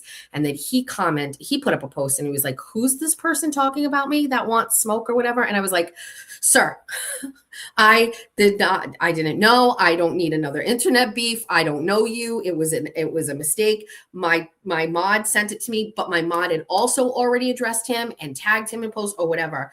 And there's that. And then what do we have? We have J7, who does not give any fucks and is basically like, yeah, we're gonna go after this guy. And Kane is just like, yeah, we're gonna go after this guy too. I don't know what they did.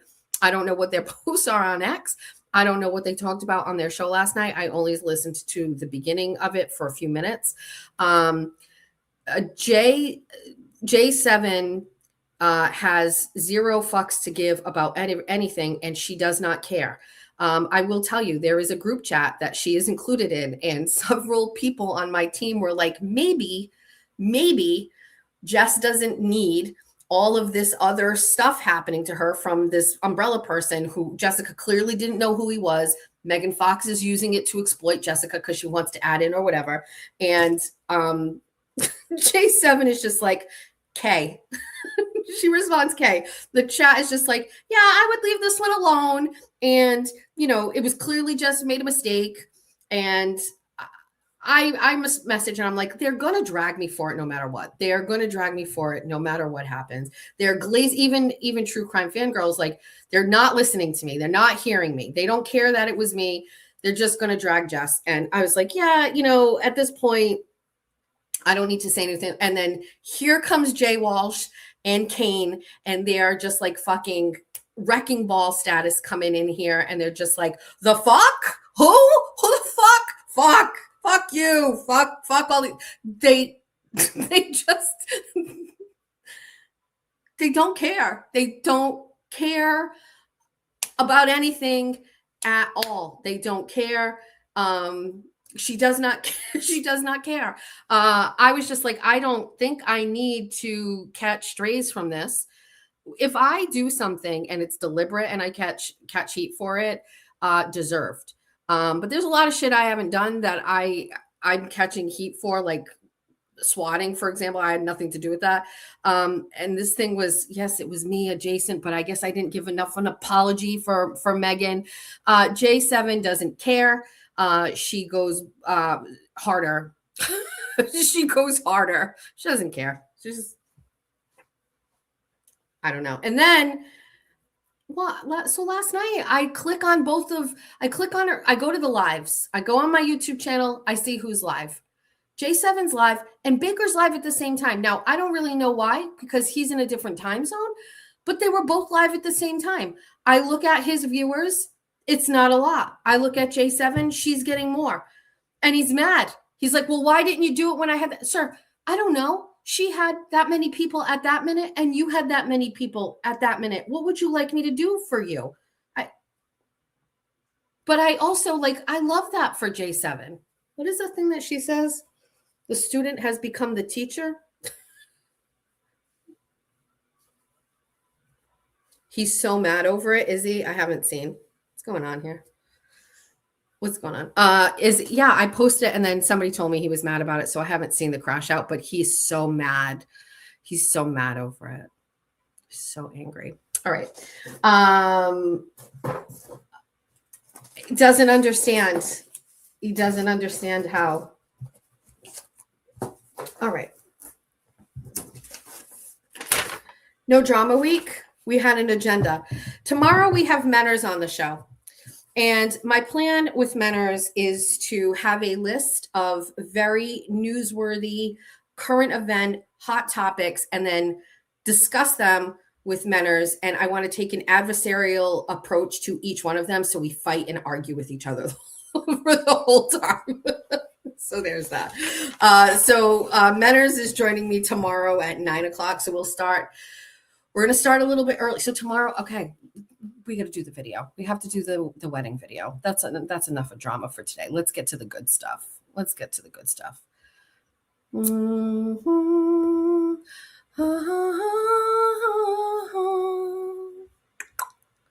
I'm going going to show you all a video.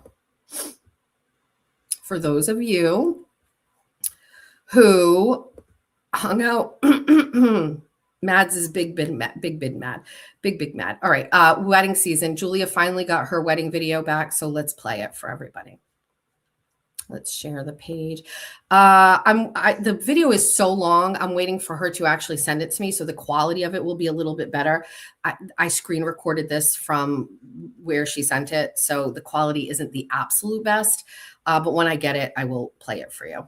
So let's share the screen.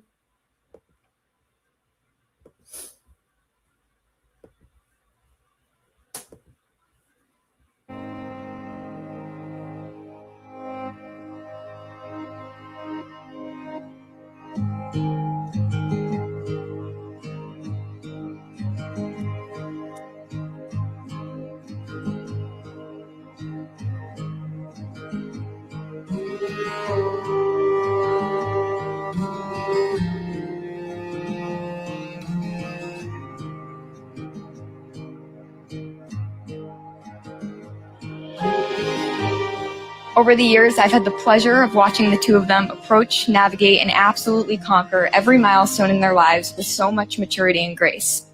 They grew together alongside at UConn, supported one another, while Julia continued her education and Aiden entered the workforce, and are now flourishing in this current stage, advancing in their careers, creating a home, and now getting married. To witness the two of them build this life together has been the greatest privilege. You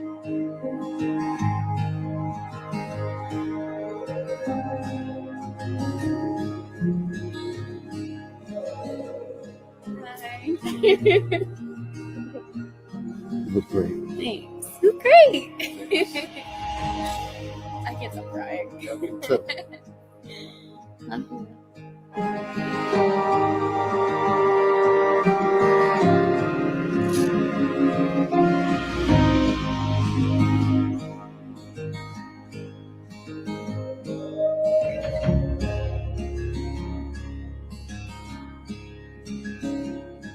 Aiden, seeing the man you have become makes me incredibly proud. In fact, even though I'm your older brother, I find myself telling people that I want to be just like you when I grow up.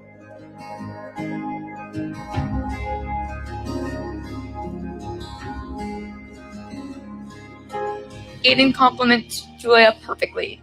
He's kind, patient, grounding, and unwavering in the way that he loves her.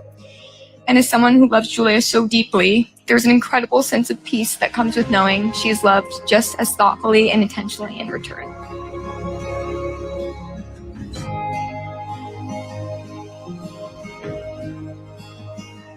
Julia, I don't know how to put you into words.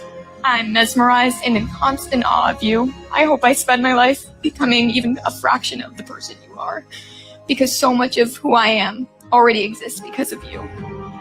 And Aiden, thank you for confirming what I think I and all of us always knew, that it would be you.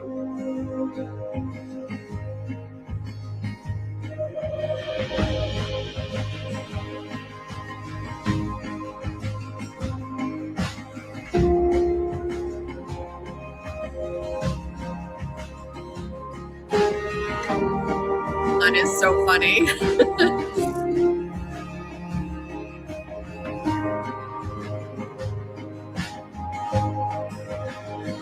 Honestly, never seen him stand brighter or smile bigger than he does when he is with you, Julia. Julia, you possess a superpower that the rest of our family never had. Incredible patience. You are his peace at the end of a bad day. You bring out the absolute best in him. And honestly, you've made him a whole lot easier for the rest of us to deal with.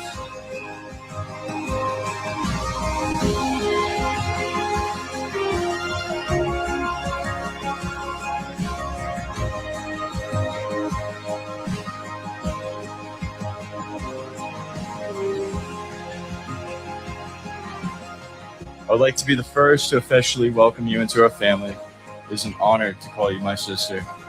We love you, and frankly, we think you deserve a medal.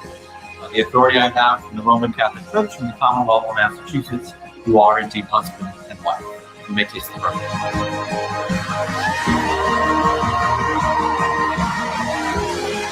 Everyone, please raise your glasses with me to a lifetime of patience, endless laughter, and never forgetting the essentials. To Aiden and Julia, the Magnusons.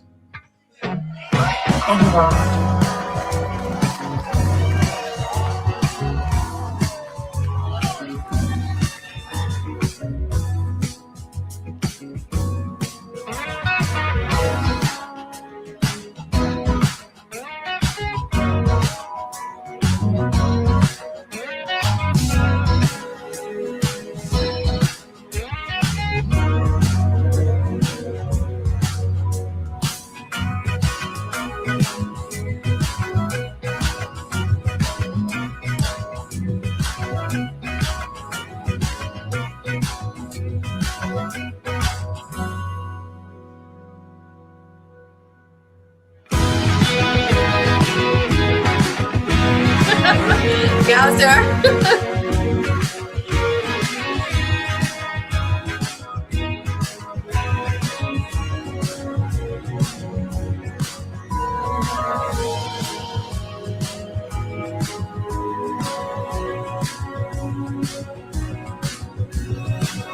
Mima.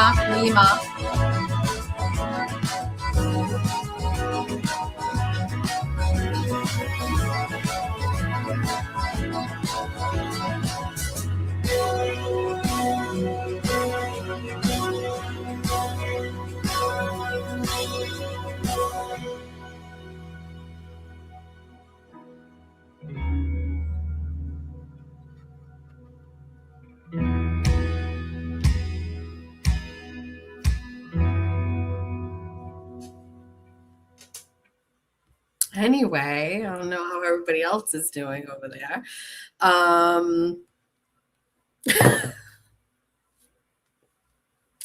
So it's so great. Anyway, isn't that the goal? You know, like to make sure your kids are like happy and hitting these milestones. And I can see why people only have one child, because it's like, I don't know, I have 3 of them all moving like in the same direction. And I don't know. It's like, I don't know. Anyway. Yeah, I mean, I think the whole thing was picturesque. I actually, looking back on it, I prioritized myself so little over the course of that weekend. I don't love the way I look. I didn't love my dress. I know everybody's saying I look great and everything like that. It was all of that work up to it. And then really the only thing that mattered that day was just like making sure the day went well. And then we obviously had some issues with transportation and stuff. So I was so distracted by some moments and stuff, but like all of that seems like a distant memory now when we look at the video. And it was a really great job by that person who did it. It's beautiful. I love it. It's so well done. But more than that, it's exactly what Julia wanted. So isn't that great? Boy, mom here, one and done.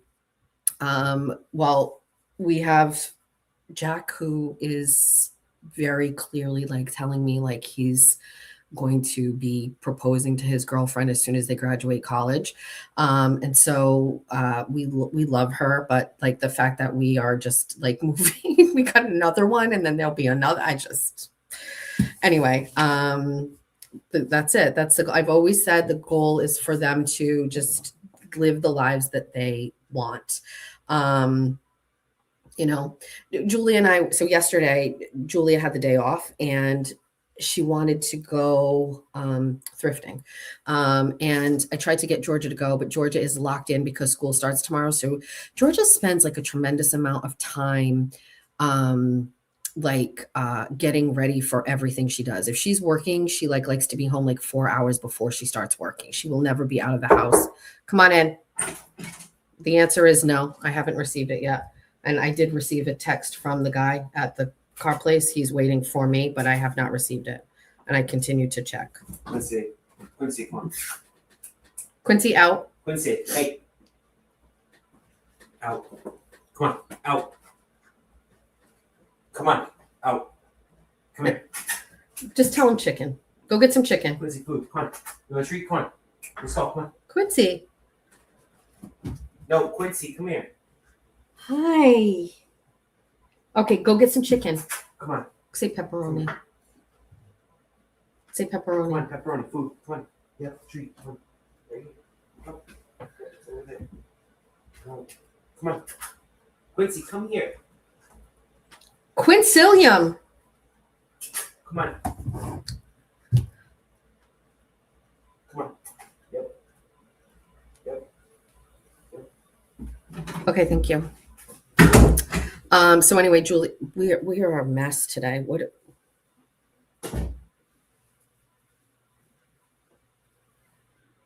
Julia wanted to go thrifting, so we ended up going to Salvation Army. Ended up finding 2 pairs of the Express editor pant. If you know, you know. For 99 cents each. So worth it. As a matter of fact, when I did my spaces yesterday, I was sitting on a couch in Salvation Army. So anyway, we were there. I forgot where I was going with this. She said something to me yesterday about something. I got distracted by whatever was happening. I don't remember. Anyway, we did that. Then we went to Marshall's. Why can't I remember anything about Georgia getting ready for school? Georgia was going to come, but she didn't want to leave because she had to work. What else? I was going to say something anyway, but I can't remember. Dear God. That's something getting ready for school, I know, but I can't remember. Julia. Oh, Julia and I were driving in the car and we were heading out and we were just catching up and stuff like that. And she was just talking about that the wedding video came. And then we were talking about the wedding and I was asking like how she felt about it now that some time had passed. And she was like still so happy with it. And then I was telling her about Jack and his girlfriend. And she was just like, do you think it's weird that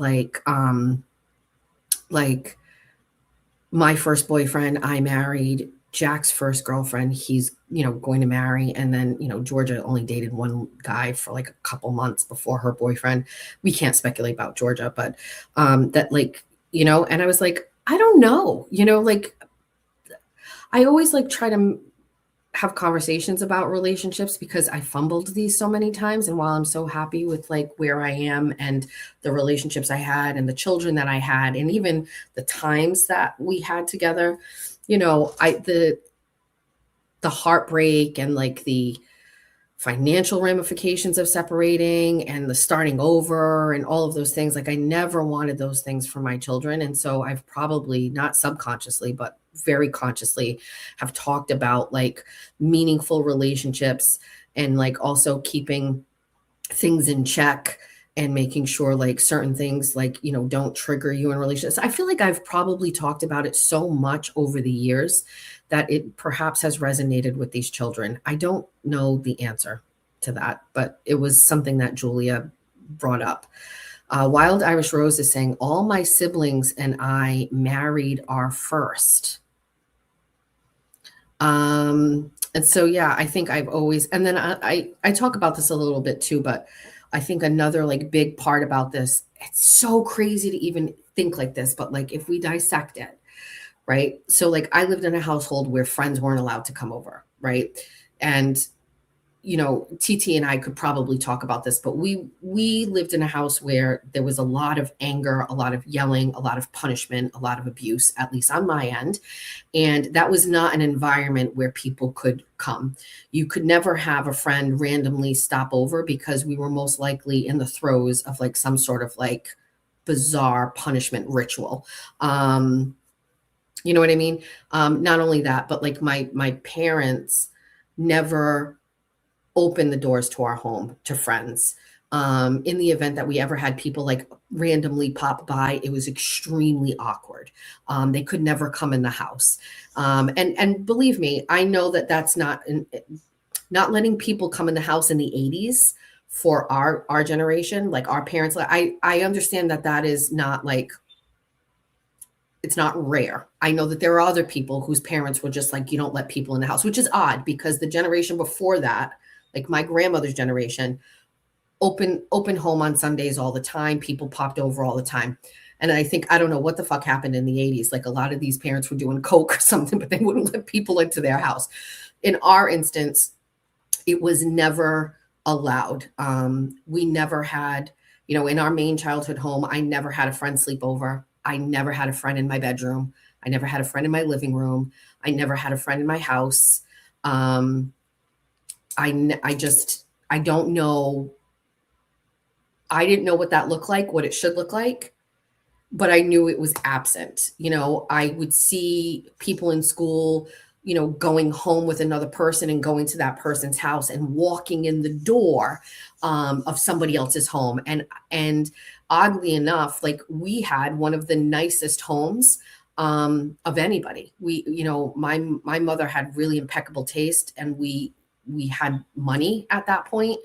Our house was very well decorated. It was very impeccably clean because we had to clean it every Saturday. So our house would have never, there was never any shame or embarrassment on what our home looked like. It was more shame and embarrassment on my part about what was going on inside the home.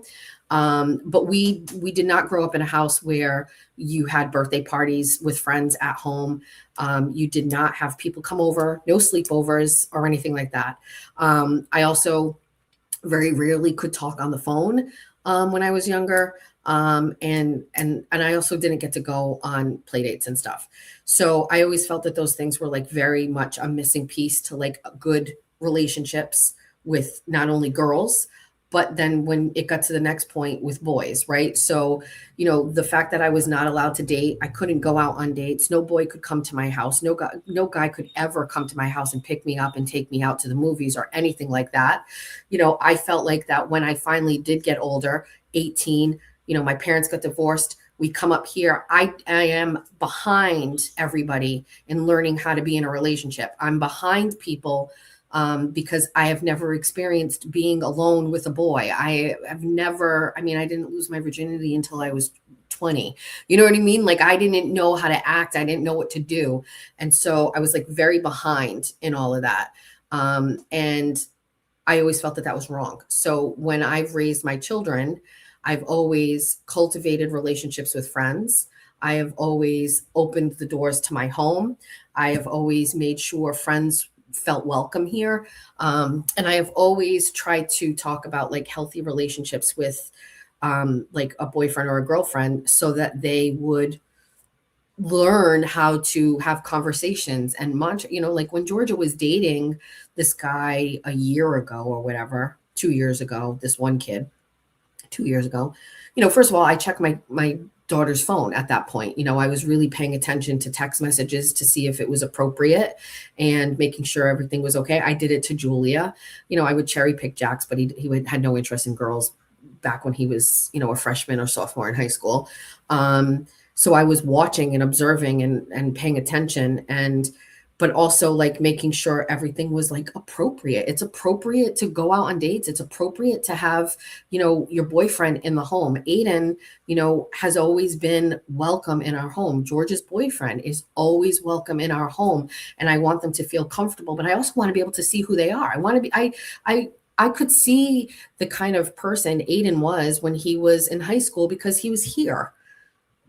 You know what I mean? So I don't know, when Julie and I were talking about that yesterday, you know, do I find it strange that like, you know, her first boyfriend, Jack's first girlfriend, these are people that they're going to be like, you know, getting married with and stuff. I don't think it's weird, but if we start talking about it, I think it's pretty obvious why. I think if you open the door to their friends, they will always bring their friends to my home all his life. Met my husband at 15, married at 20, and been married for 39 years. That makes me sad. I didn't get unexpected guests, but I had sleepovers and play dates. But I was in the neighborhood mom, and all my son's friends knew they had space at our house, which I think is like really, really important. I married my high school sweetheart when we were 19. We are now preparing to celebrate our 30th wedding anniversary. What? Moon says, married my first love, together since 19. We grew up together, but we grew apart eventually.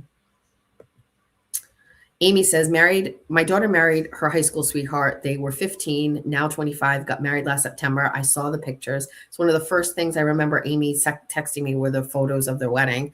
It has been so magical watching them grow together.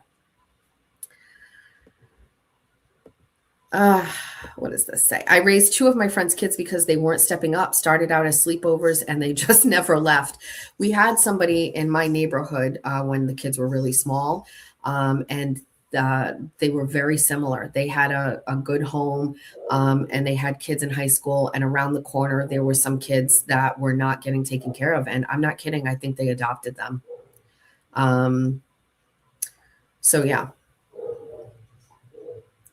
This is how you help your kids cultivate healthy relationships and safety to come to you with difficulties. We are not perfect, but we are trying to make sure they, kind of have everything that they need. And we're not doing well here.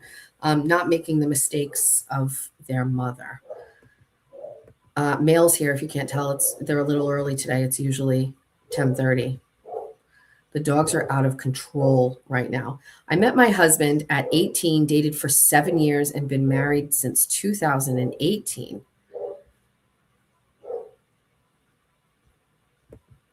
My high school sweetheart, 17, and September is 49 years married, 46 years together, and still madly in love. That is crazy. Married 33 years this September. Met when I was in 5th grade and he was in 6th. We dated back then and reconnected after many years. What? This woman right here. This another one does not care. 0 fucks to give. You guys all sit around and you're going like, oh, Jess Machado doesn't care. Jess Machado has no fucks to give. Jess Machado says what she wants. That pales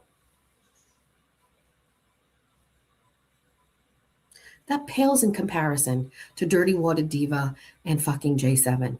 Those women have that completely unadulterated, unfiltered, 0 fucks to give fucking life. Speaking of it, yesterday, I wanted justice for fucking Dirty Water Diva.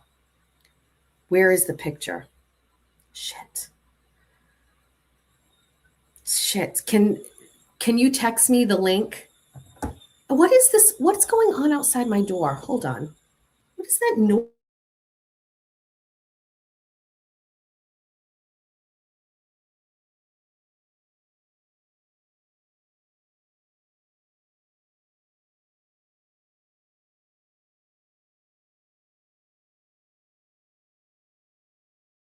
It's my neighbor's belt on his car, and he won't let it go. The car just needs to. What is this? Oh, John DePietro has entered the chat. Hold on. Not our chat, but hold on. Let me see. Oh, I can't. The doggos are throwing a rager. This is also moving today, and I don't like it. It usually doesn't move. Why is that happening? Stop.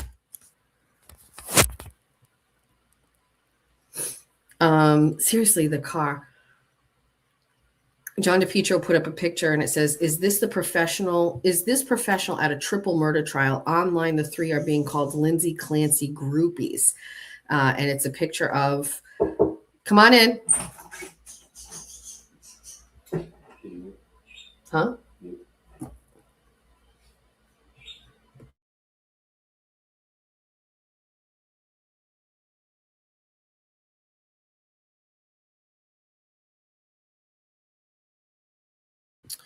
So we ran into an issue with Jack's car. And because we share all of it, we might as well share some of it. So we were waiting for the guy to get the car registered. We paid, signed the loan documents, and did everything last Tuesday, a week from today.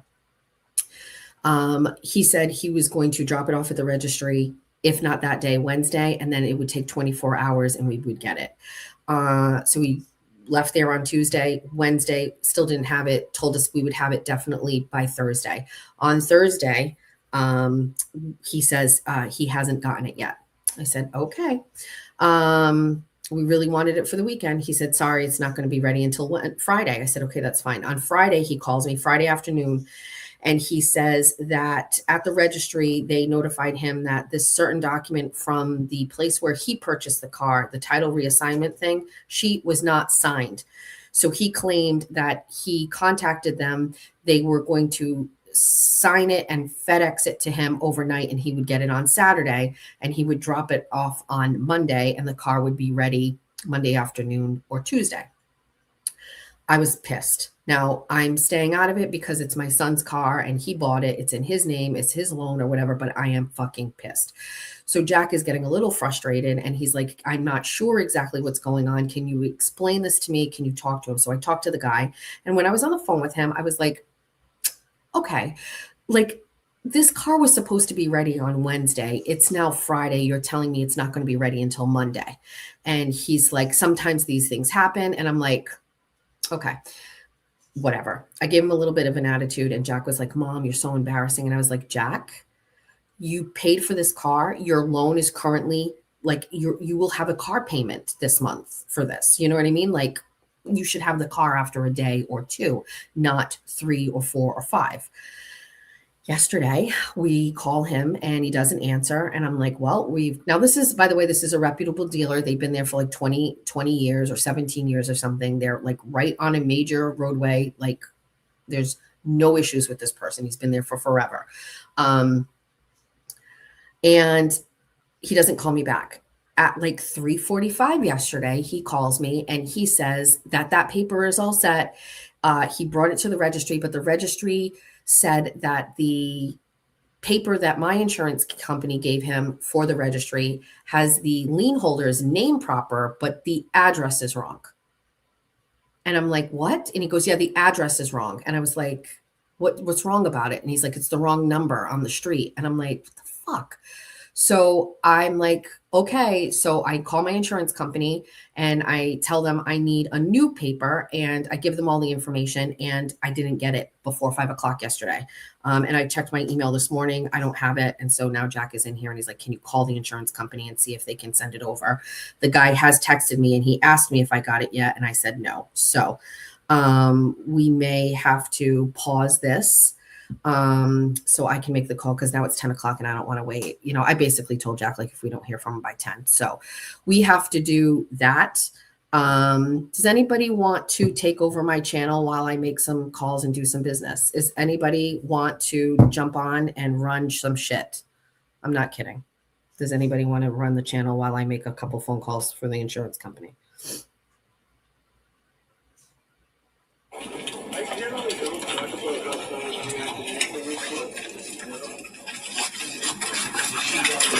You? Yes. Let me tell you something. Yes. I don't want to talk to you again. Why? Because you are a biased weasel. Not okay. That's you ridiculous, Kevin. Ridiculous. Why? Yes. Go read what you say about my case. Go read about that guy with the bald head yesterday. That doctor you said yesterday, that he was a jury was eating it up. They were. They were. You said outside he was a nice guy. Stay away from me. Kevin Reddington laying into John DePietro. Let's watch it. Let's watch it. And then who wants to take over my show? Is J7 available and Spicy? I'm ready to hand it over to you while I do some work. Can we? Are they available? I'm going to put the link.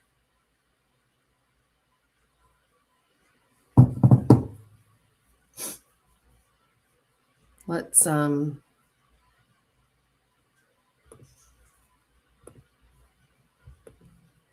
this is for J7, Spicy, Dirty Water Diva, Maggie.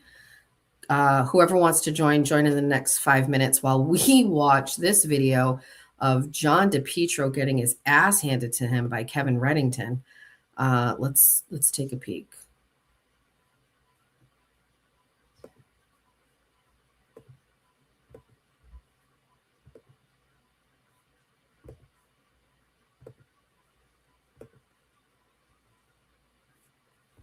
Oh. Oh, hold on. Wait. We need the audio. Where's the audio to this? Oh, it's right here. Stop.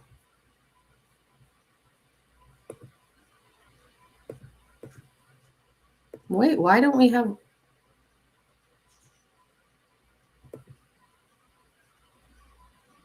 Hold on. Let's pause it.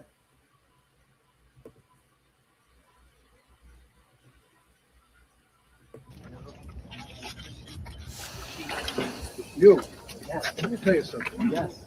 I don't want to talk to you again. Why? Because you are a biased weasel. Not at all. Okay? That's you ridiculous, Kevin. Ridiculous? Why? Yes. Go read what you say about my case. Go read about that guy with the bald head yesterday. That doctor you said that yesterday, the jury was eating it up. They love were. him. They were. You said Stay outside away he from was me. a nice Stay guy. away from me. Kevin, you said outside that Wrong he was a good guy. guy. Wrong guy. Why? I was talking about somebody else. He was a good witness. Stay away from me. Kirk was a good witness, Kevin. You said it yourself. I generally don't talk about how clients react to anything we spoke. You. Yes. Let me tell you something. Yes. I don't want to talk to you again. Why? Because you are a biased weasel. Not at all. Okay? That's you ridiculous, Kevin. Ridiculous? Why? Yes. Go read what you say about my case. Go read about that guy with the bald head yesterday. That doctor you said yesterday, that the jury was eating it up. They love were. him. They were. You said Stay outside away he from was me. a nice Stay guy. away from me. Kevin, you said outside that Wrong he was a good guy. guy. Wrong. Yikes. Yikes. Yikes. Oh, thank God. Okay, here we go. Ladies are here. Good morning, Queens. Hey, how's everybody doing? Good morning. Can you guys hear me? I can hear Spicy Misty, J7. Yeah, but I gotta go. I have a client walking in. Oh, okay. Spice. All right. Well, Spicy Misty. I'll come back. Okay. Spicy Misty, I'm gonna have to leave you alone with the channel. Can I trust I got you. Yeah, you got me. I got you. Spicy? Listen. Do not burn this down. I'm gonna need 10 minutes. Okay, I got you. I got you. You're laughing, but there is a reason why you're called Spicy Misty. You and I both know that. I got you. All right. I'll be good. I'll be back, everybody. Spicy, you're in charge. J7, you have the invite. I won't be able to add you, but maybe Moons can add you when you jump back in. But Spicy, you're on your own until I'm done with this call. Thank you for your service. What's up, chat? What's up, Bunny family? Bunny Mafia, what's going on? Machado Mafia. Okay, so I'm going to read the chat because I have nothing ready or prepared for this. So what's going on? What you guys want to talk about? How you doing? This is the first time I've ever read the chat while live. Boston Maggie, what's up? I see you. Laura, what's up? How you guys doing? How's everything going? How's everybody's morning? Good morning. Good morning. How's my week been? My week has been insane. There's a lot going on all at once, I feel like. And every day it seems to get bigger and bigger and bigger. Moons, yes, come hang out. Come hang out. Am I any closer to starting the channel? I'm thinking about starting the channel. I think it would be a good idea to have like a bunny family place where we all can hang out and you guys can call in and chat and hang out and we can all talk and you guys, it's smaller so you all feel comfortable hanging out, I think that would be fun. But I also love looking at, weird underwater sea creatures that are 1,000 miles deep, I mean, I love that stuff so much. And so I was thinking maybe, sharing a little bit of that because there's a lot of channels not a lot of channels, but there are some scientists that go down with, the rovers and they see all this weird stuff that just looks, alien. And I think it would be cool to share that with you guys. And then yeah, and then just, have a place where we can all hang out and you guys can be the channel. We can all be the channel. Because like I said, I can't be spicy without all of you, man. So, I love you guys, and I want to be able to, if I can interact and chat with you guys more, then I remember everybody. Like I know everybody's names, but it's cool or I'm still trying to get everybody's names. My brain doesn't work as fast as Jess does. So, but she texted to me. Oh goodness. I bet you haven't seen. Oh yes. I sent Moons a text of this underwater creature. And I'm like, I bet you haven't seen anything like this before. It was the coolest thing ever. I'll have to send it to Jess so that she can show it when she gets back if she wants. But yeah, I mean, I think it would be cool to, dive deep and then, kind of maybe take it down a notch. And I was thinking of trying to find some music that was like mellow or whatever. But yeah, so I was thinking of doing things like that. My husband keeps saying, stop using the word and I'm like, okay. Do I have kids? No, I do not have kids. I was not blessed with children. I tried very hard to have children and was unable to.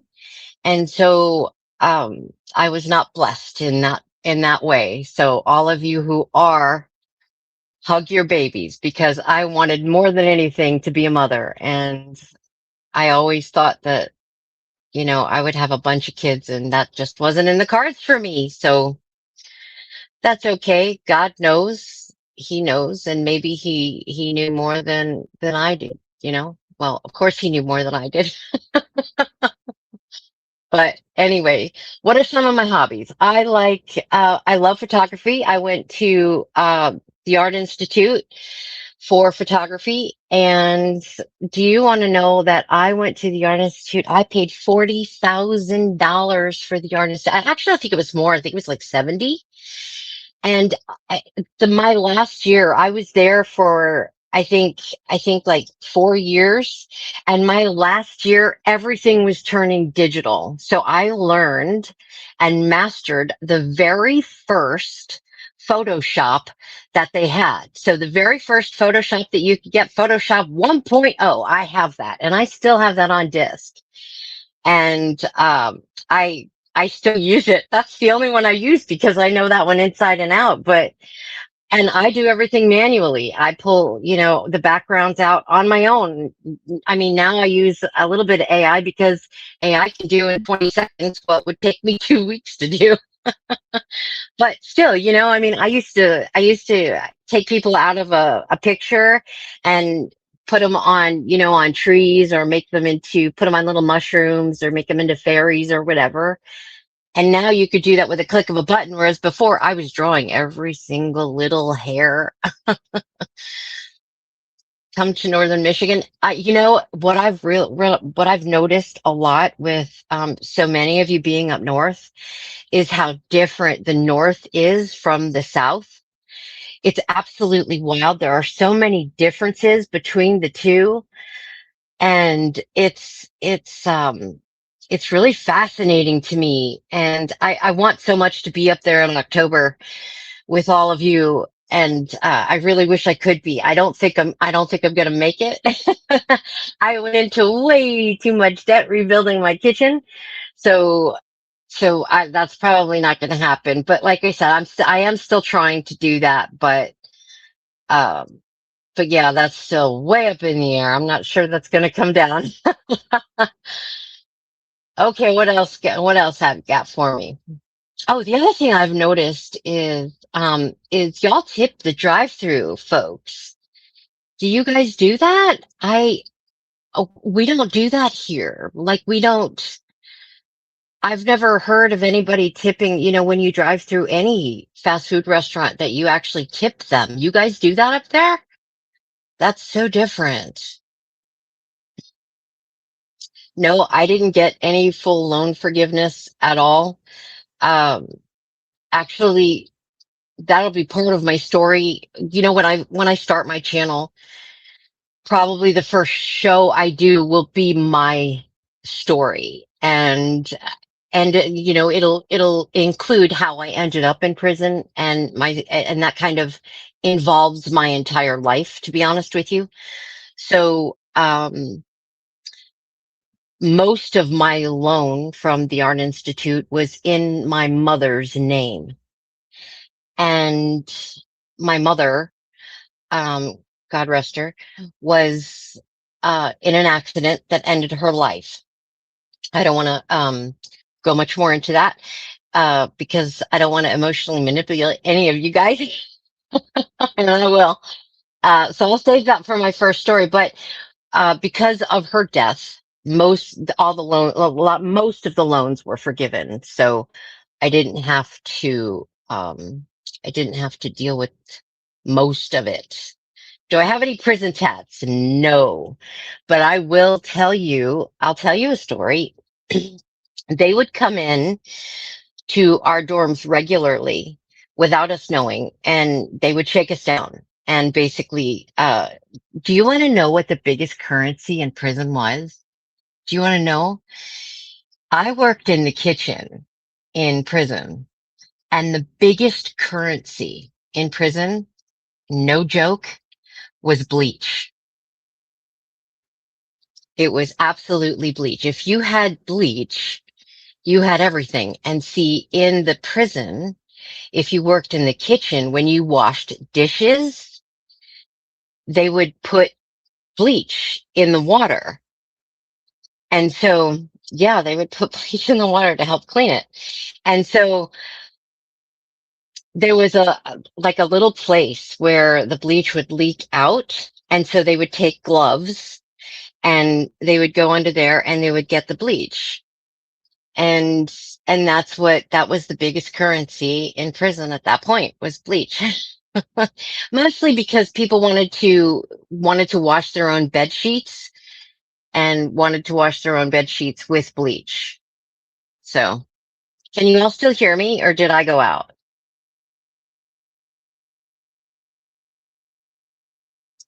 I'm gonna wait up for the chat because I don't know if you guys can still hear me.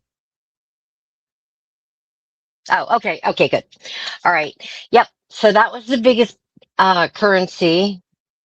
And so, yeah, about the tattoos. Uh, well, people they would try, but to actually make a tattoo gun, it required quite a lot of stuff. And so by the time you ended up gaining a lot of that, usually the prison shook us down so they'd find that ahead of time. I do remember one girl getting something on her hand at one point, and I mean, it wasn't hours later until we were completely shook down. So it didn't last very long. So no, I don't have any prison tattoos, and I wouldn't have got one had I ever been able to. Did I get anything confiscated? No, actually, I never did, because the prison I was in was a pretty hard prison, and I shouldn't anyway. And I didn't really play any games. Once I realized what I was dealing with. Hey. Hi, Missy. Hey, Good girl, morning, how Mama. you Sorry, keep doing? going. I just want to say good morning. I'm here. Good morning. Keep Good going, morning. Mama. I don't even know what was I talking about. Oh, once I realized what the guards were like, I knew that I had to, be on the straight and narrow, and I couldn't really mess around a lot, because for a little while there, I had a little too much heat on me, because I kind of stepped. I was young. I was young and stupid, and I stepped to an officer, and that was something I shouldn't have done. And I learned a pretty good lesson doing that. Anyway, how you doing? Dirty water? Hi, Spicy. Good morning, Mama. You were just saying something about stepping to an officer. I remember this one bitch that I had. She must have been, I think she was like 4 foot something. Like she was definitely like a midget. And Right? she was the biggest bitch, of course, because she had like short man's complex. Right. And I mean, I had nothing but problems with this bitch. I wanted to kill her, but I knew that sorry, I wanted to whip her, but I'm like, I know I got to behave myself so I can get the hell out of here. I'm telling you, Oh, because once you step incorrect, you're they done. come at you. And I knew when all I wanted to do was go to this church service, and Mm-hmm. it was at the end of the workday, right? So I had just finished working in the kitchen, and it was at the end, and I knew my church service was going to overlap, and I really loved this church service, so I wanted to go to it. And so I asked the guard to let me out, and she said no. And, about 15 minutes later, when I know damn well that my church service is going on, I'm asking her, did we get an all clear? And I hear it through the radios that they've done an all clear for us to be, sent out. But this officer just wanted to be a bitch and didn't want to Mm-hmm. let me go. And so so I kind of like stepped to her a little bit, Mm-hmm. and the other girls were like, Misty, that she's gonna cuff you up. And I'm like, hell, and me being, the stupid ass I was like, hell, she is. And I'm like, okay, so if she's planning to cuff me up, what I'm gonna do is I'm gonna go to her and I'm gonna psych out. And what that meant was, if you went to an officer and say you were psyching out, that meant that you needed to go to the psychiatric doctor. Mm-hmm. And so they would say, what they would do is they would cuff you up and take you to the psych doc. So I went to her and I said, okay, I need to go see my therapist. There you And go. she said, nope. She said, turn around, cuff up. And she What a took me, bitch. yeah, she took me to the jail inside the prison. And I was there for 2 days. I did nothing wrong. I did nothing wrong. And then I can't remember exactly what she had said. But what she had said, she said that I denied working. And what you do is you have kind of like this mini trial to get out of the jail inside the prison. Yep. Yeah, And hearing, like a D board hearing, right? right. And I stepped in front of them and they were like, so she says that you failed to work. And I was like, it was at the end of the work day. And I was starting to explain it. And I said, there's cameras everywhere. If you want to know the truth, I said, you could look at the cameras. But my word Mm-hmm. against hers isn't going to mean shit. So do what you're going to Mm-hmm. do. At this point, I don't really care. They let me go, though. Mm-hmm. Yeah. It They let me go that definitely day. being away. I'm just saying because somebody said we definitely need like more of these ladies. I don't know if it refers to that, but like um being away for me, like it really like humbled me more, like it it traumatized me for sure. Like Oh, I I was didn't it know was you were in. yeah, 3 different times, but I was in county, so I wasn't in like I wasn't in prison. Like I didn't go to Framingham. I thank God I just missed it. But Right. I um I was away, and like my first time they put me, I was in Boston, so like it was like being in the projects. So I really didn't, I was 19, so it didn't phase me like much. It was like being in the streets still.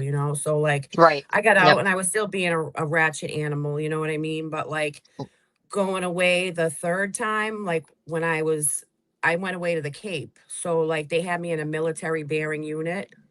And Oh, yeah, it was like I had to ask for permission to speak. Like, yeah. and the COs, they'll have you standing there at the desk, like, and you have to be like, it's straight military, and like you're standing there looking ahead, and they're ignoring you, doing it on purpose, like trying to break you and stuff. But like Yeah. that experience definitely humbled me more, like I came home and I was a lot better than I was. But I wouldn't be able, like, I try my best to like control myself now. I mean, I still have a temper, but like I have a kid, so like I can't be all out in the street being crazy. She's definitely what calmed me down a lot. I can't imagine, like I did get arrested when I had her. I just had her and I brought her to my grandmother's house, and her dad and I had restraining orders against each other. And I had gone to the house to go get my things, and he was there, and like he had let me in to get my things, but the landlord knew, and he called the cops, but the landlord didn't know that he had one on me too. So the cops came and Oh, arrested both of us. So I was away from her just overnight, and like that alone like made me nuts. Like I was like banging my head off the cell. Like I was a mess. Like all I could hear was yeah. her swing. Her swing used to play music, and all I could hear was that music playing in my head. I was like, I think I was going crazy. Like I remember, and it was the worst experience for me, like just being away from her that for that amount of time. And I was like, this is like I could never. I mean, it wasn't anything crazy that I did, but like just knowing that could happen, like being away from her, like it's The I could threat. never. I could Yeah, never. the threat of Mm-hmm. it. Yeah, Yep. it is. It's traumatizing. It's traumatizing. Yep. I'll tell you, the threat of when you're in prison, the threat of going to the jail. The difference is when you're in prison and you go to the jail in prison, Mm-hmm. it's very different because when you go to, like, if you're in county, right? Mm-hmm. If they put you in like the med unit or whatever, they put you in your own cell and you can only get out for like an hour a day. And where you That's guys are? Well, yeah, where we are, if you're in the medical unit in county, Mm-hmm. you are locked in a cell and you get out only for 1 hour a day. Mm-hmm. That's it. And now that's the worst thing. Instead of being in like a dorm setting where you're just with everybody else, right? Mm-hmm. So when you're in prison, it's very different because you've got this whole campus that you're on, and it is, someone said, like a college campus. It is kind of like a college campus, Yeah. kind of, Yep. because you have the chow hall and then you have the library and things. But when you go to jail inside the prison, it's like being in the hole in county. It's like Mm-hmm. it's like you only get out an hour a day. And I remember when I was only there for 2 days, Mm-hmm. and I had this. You mentioned banging your head up against the wall. I Mm-hmm. remember I was in there. I was at least in this cell with one other girl, and I remember I had the worst headache in the world. I mean, my head Mm. was about to explode. And it was hurting me so bad that I was literally banging my head up against the wall. And I Mm-hmm. kept asking the guard to go and get medical, because all they had to do was give me, to whatever they gave you, the pain, the ibuprofen or Tylenol or Ibuprofen. whatever at that. Yep. They don't give And you it was shit. so hard. It was so hard to get in the hole. And I'm like, and I'm banging in my head because it was hurting so bad. But it was this bitch did this on purpose. Mm. The word had gone out, like all these guards were bad, bad guards. And Mm-hmm. so once you become against the guards, they just, you're done. Yep. And so the word had gone out. And so I asked this guard, and it was like an hour before shift change, and she could have very easily gotten the nurse and refused to. So I had to wait for like 6 hours before I could see the nurse, and my head was about to explode. And Yes. and yeah, it's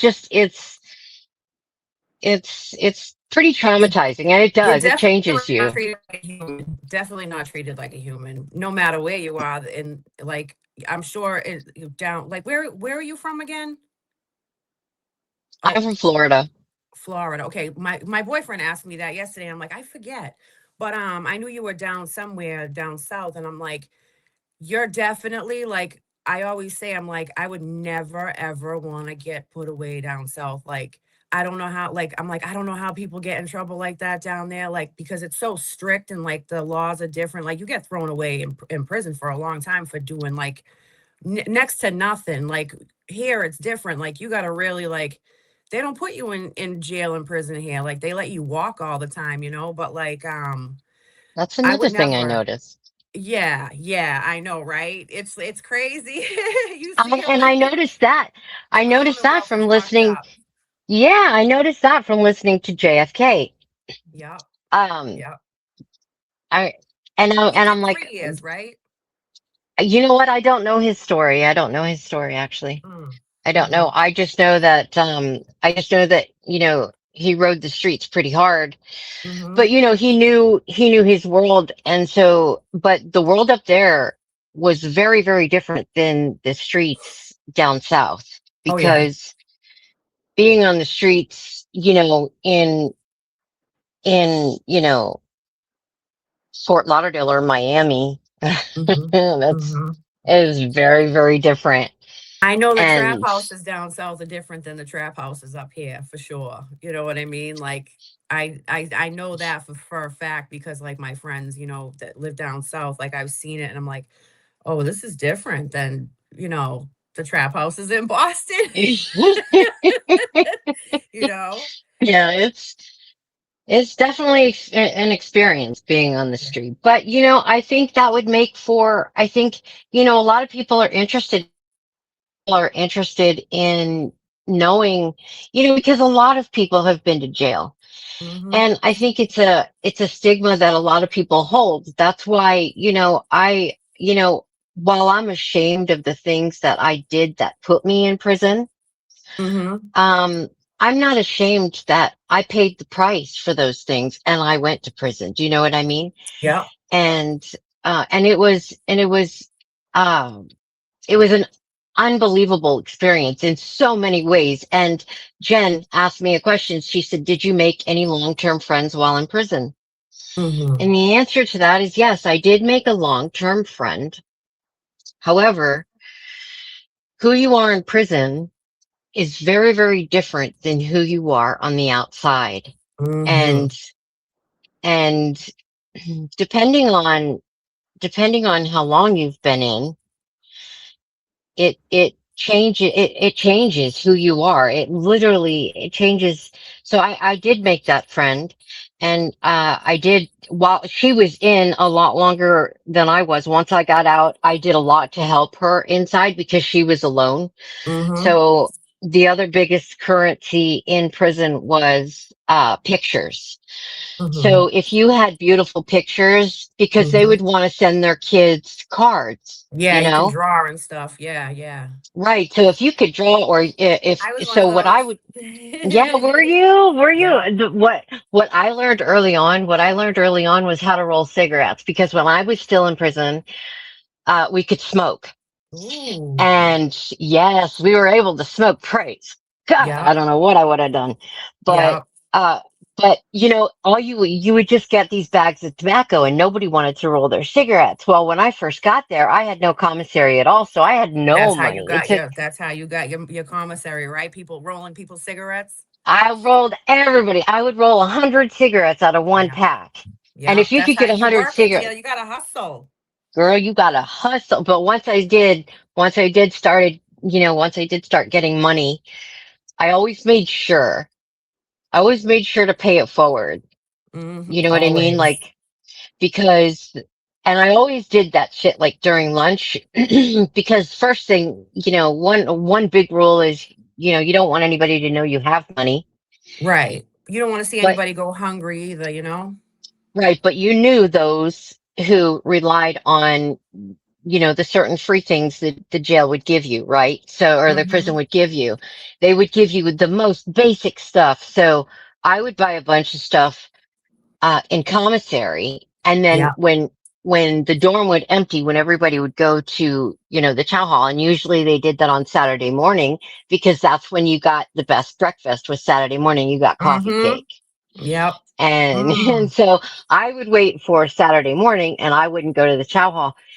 And then my way of paying forward, was I would, to the folks who didn't have anything, I would put what I knew they needed most under Yep. their pillows. Yep. And then I would try my hardest to get the hell out of the dorm before everybody came back, because I Yep. didn't want anybody to know it was me. Yes, because then they'd be people be knocking, asking you for things all the Right, time. I right. know. Yeah. I But know. you're right. You become humble real quick, real fucking quick. Look what Jess put. What? She said if Misty doesn't Prison put her channel spaces. as prison spaces.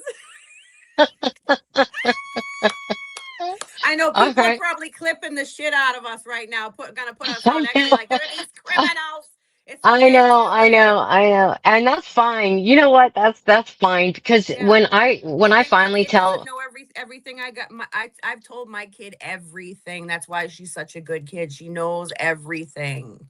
that's right. Yeah, that's You good. know. That's good, because they learn from us. She learns from you. Yeah. And when if our parents haven't been through, something like that, they don't know, you know what I mean? Right. So it's Right. like you can express to your daughter in a way that not a lot of people can. Do you know what Yeah. I mean? And Yep. yeah. So I think Hmm. like I said, I'm not proud of the things that I did or whatever, but I'm proud of how I made it through. I'm proud of the person I became after prison. Yes. You're great, Misty. You really are. So I'm are telling you. you. Thank you. I'm like, this is Mama Misty. You know what I mean? Like, you're the Mama Bun Bun. I swear to God. Like, I adore you. You're like the I auntie or love you too. something. You know? I Thank love you. all of you guys. That's why I want to be there so bad in October. But Oh, sorry, people anyway, can't hear me. Can you hear me now, Miss Holmes? I'm sorry. I've got my hat on. My hair's a mess. Look at me. I'm a hot mess. girl, I'm not even camming up for this. I was like, I don't care. Hi, girl. Good morning. Oh, I can't hear Jess. Good Yeah. morning. Good morning. Good Good morning. morning, Ben Rosa. Good morning, Ben Rosa. Good morning, Ben Rosa. The people are picking up on the chemistry here between the two of you. Love her. I love you. This is when I try to explain to people like how I can like not wake up every day despite like all the bullshit online when you've got people like this like fighting for you. And by the way, like Justice for Dirty Water Diva, she put out chairs for me. She put out chairs for me, and I don't know if we have them. I'll find the pictures, but like Aiden's like nobody was putting out chairs for you. There were no bunnies. This woman right here was putting chairs out for me. Yep. And there were women that stayed overnight and went out overnight and stayed in chairs for me. I didn't have And what I have now. first of all, that's not even what he said. What he said was nobody was there for you to put chairs out. Right. And I immediately dropped my shit. I was doing my hair, and I go, She got "That those motherfucker." receipts. Yep. I'm like, boom. I looked at my phone. I text Jess. I'm like, do you still have those pictures? I And I didn't. looked in my phone and I said, I know I have them somewhere. And I Yep. found them and I put them up. And people still take it but you know what? I don't care. I'm about facts and truth. So that's what matters to me. So if people don't, they can go on and on and on. I didn't want to go back to the drama. I'm just saying, like, I was sitting here waiting for that call to end. And, like we did our panel last week, right? Like where everybody was on. You guys did a panel with Peachy. And I don't know, like I do feel like I've cultivated a group of women who are real, who are authentic, who are flawed, who own it, who change, who are open about it. They don't hide. And like, I don't know, this was just like a very impromptu thing, but like, I hope everybody knows, like, I put these women on my channel with pride. And, my channel is my life. It's my job. It's my work. And with no reservation, do I ever think like that these people aren't people that I want to represent me. Look at this shit. And Look at that's this. the one for Aiden. That's the one for Jess. So stop it. Yeah. There we are. There we are. Yeah. Anyway. And I'm But gonna it say is, this it's too. I don't care. I will talk about it. So I was very loyal to him, and I messaged with him I messaged with him last night too. Because I said, listen, the only reason why you're upset right now and you're tagging me, I'm gonna leave you this message basically, is because I wanted people to know the truth. Right. You were telling a story, but there was more to it. Yeah. Like you're not telling, and I'm looking over here at my other computer because I'm looking at hotels, and guess what the fucking hotel name is? Aiden. No, thank you. We'll skip that one. Sorry. We're going away to the Cape, I hope today sometime. I'm last minute. So Wait, where are you going down the Cape? I don't know. Probably staying like Yarmouth, because that's where like most of the hotels are. But like we've never really been to like Harwich, like we've been but not stayed. So I'm like, I don't know. Wherever. I don't want to go to Chatham. I won't swim with sharks. Right. So I want to be more like on the bay side. Yep. So we'll figure something out. We'll be gone by tonight, hopefully, or tomorrow. Oh my God. And you haven't booked yet? You're crazy. No, I know. I know. So funny. My mother's always like, you're so ghetto. You're so last minute all the time. That's the same way. I am I'm a the little same last way. minute, but not like the day of last minute. Like you're going to book today for a place to sleep tonight? Maybe, hopefully. if God will allow it, yes. Well, you should. I mean, people are going back to school, so we're technically in the off season, right? Yeah, Like but technically. hold on. No, because I called yesterday 3 places and they were booked. Really? I'm like, excuse me? Really? What? Yeah. Usually it's there's it's like wide open at this time, but I don't know. If you go to Mashpay, check out Seamist, which is where we have our timeshare. I know Yeah. it's Mashpay, so that's like not even, you know what I mean? It's like at the No, start of the that's Cape, okay. kind of, but there is a Yeah. beach there, but Seamist Exactly. is usually pretty reasonable. My kid doesn't care as long as she's got a beach and she can go to a store and shop and spend money. There's a beach right down the street. Oh, well, Mashpay Commons.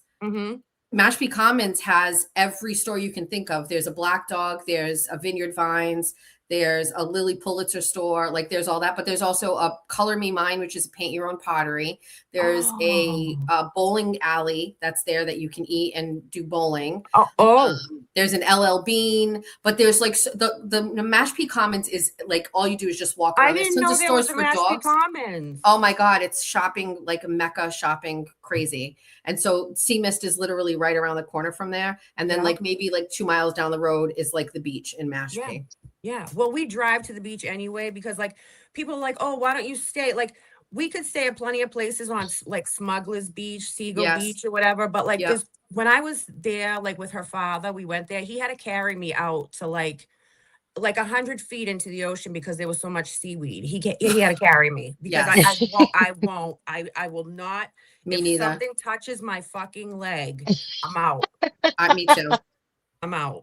So Me too. I'm so the opposite. Misty, you don't care? Oh, you're crazy. Oh no, not at all. No. I grew up on the beach basically, and I always had a float. So I would get out on my float and I'd float way out.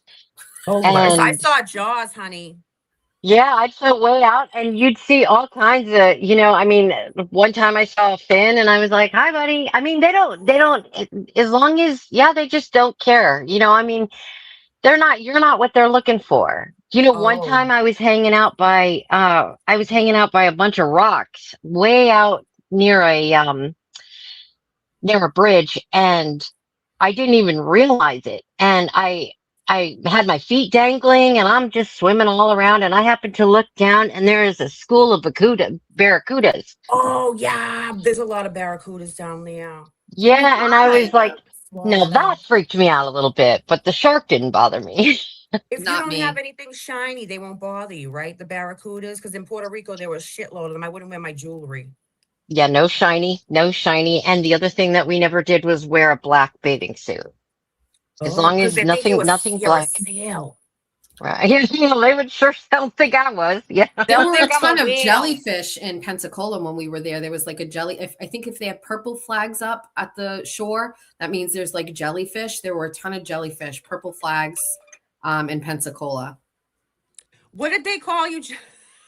What? Yesterday I was going through the what did you call yourself on with the little sail face?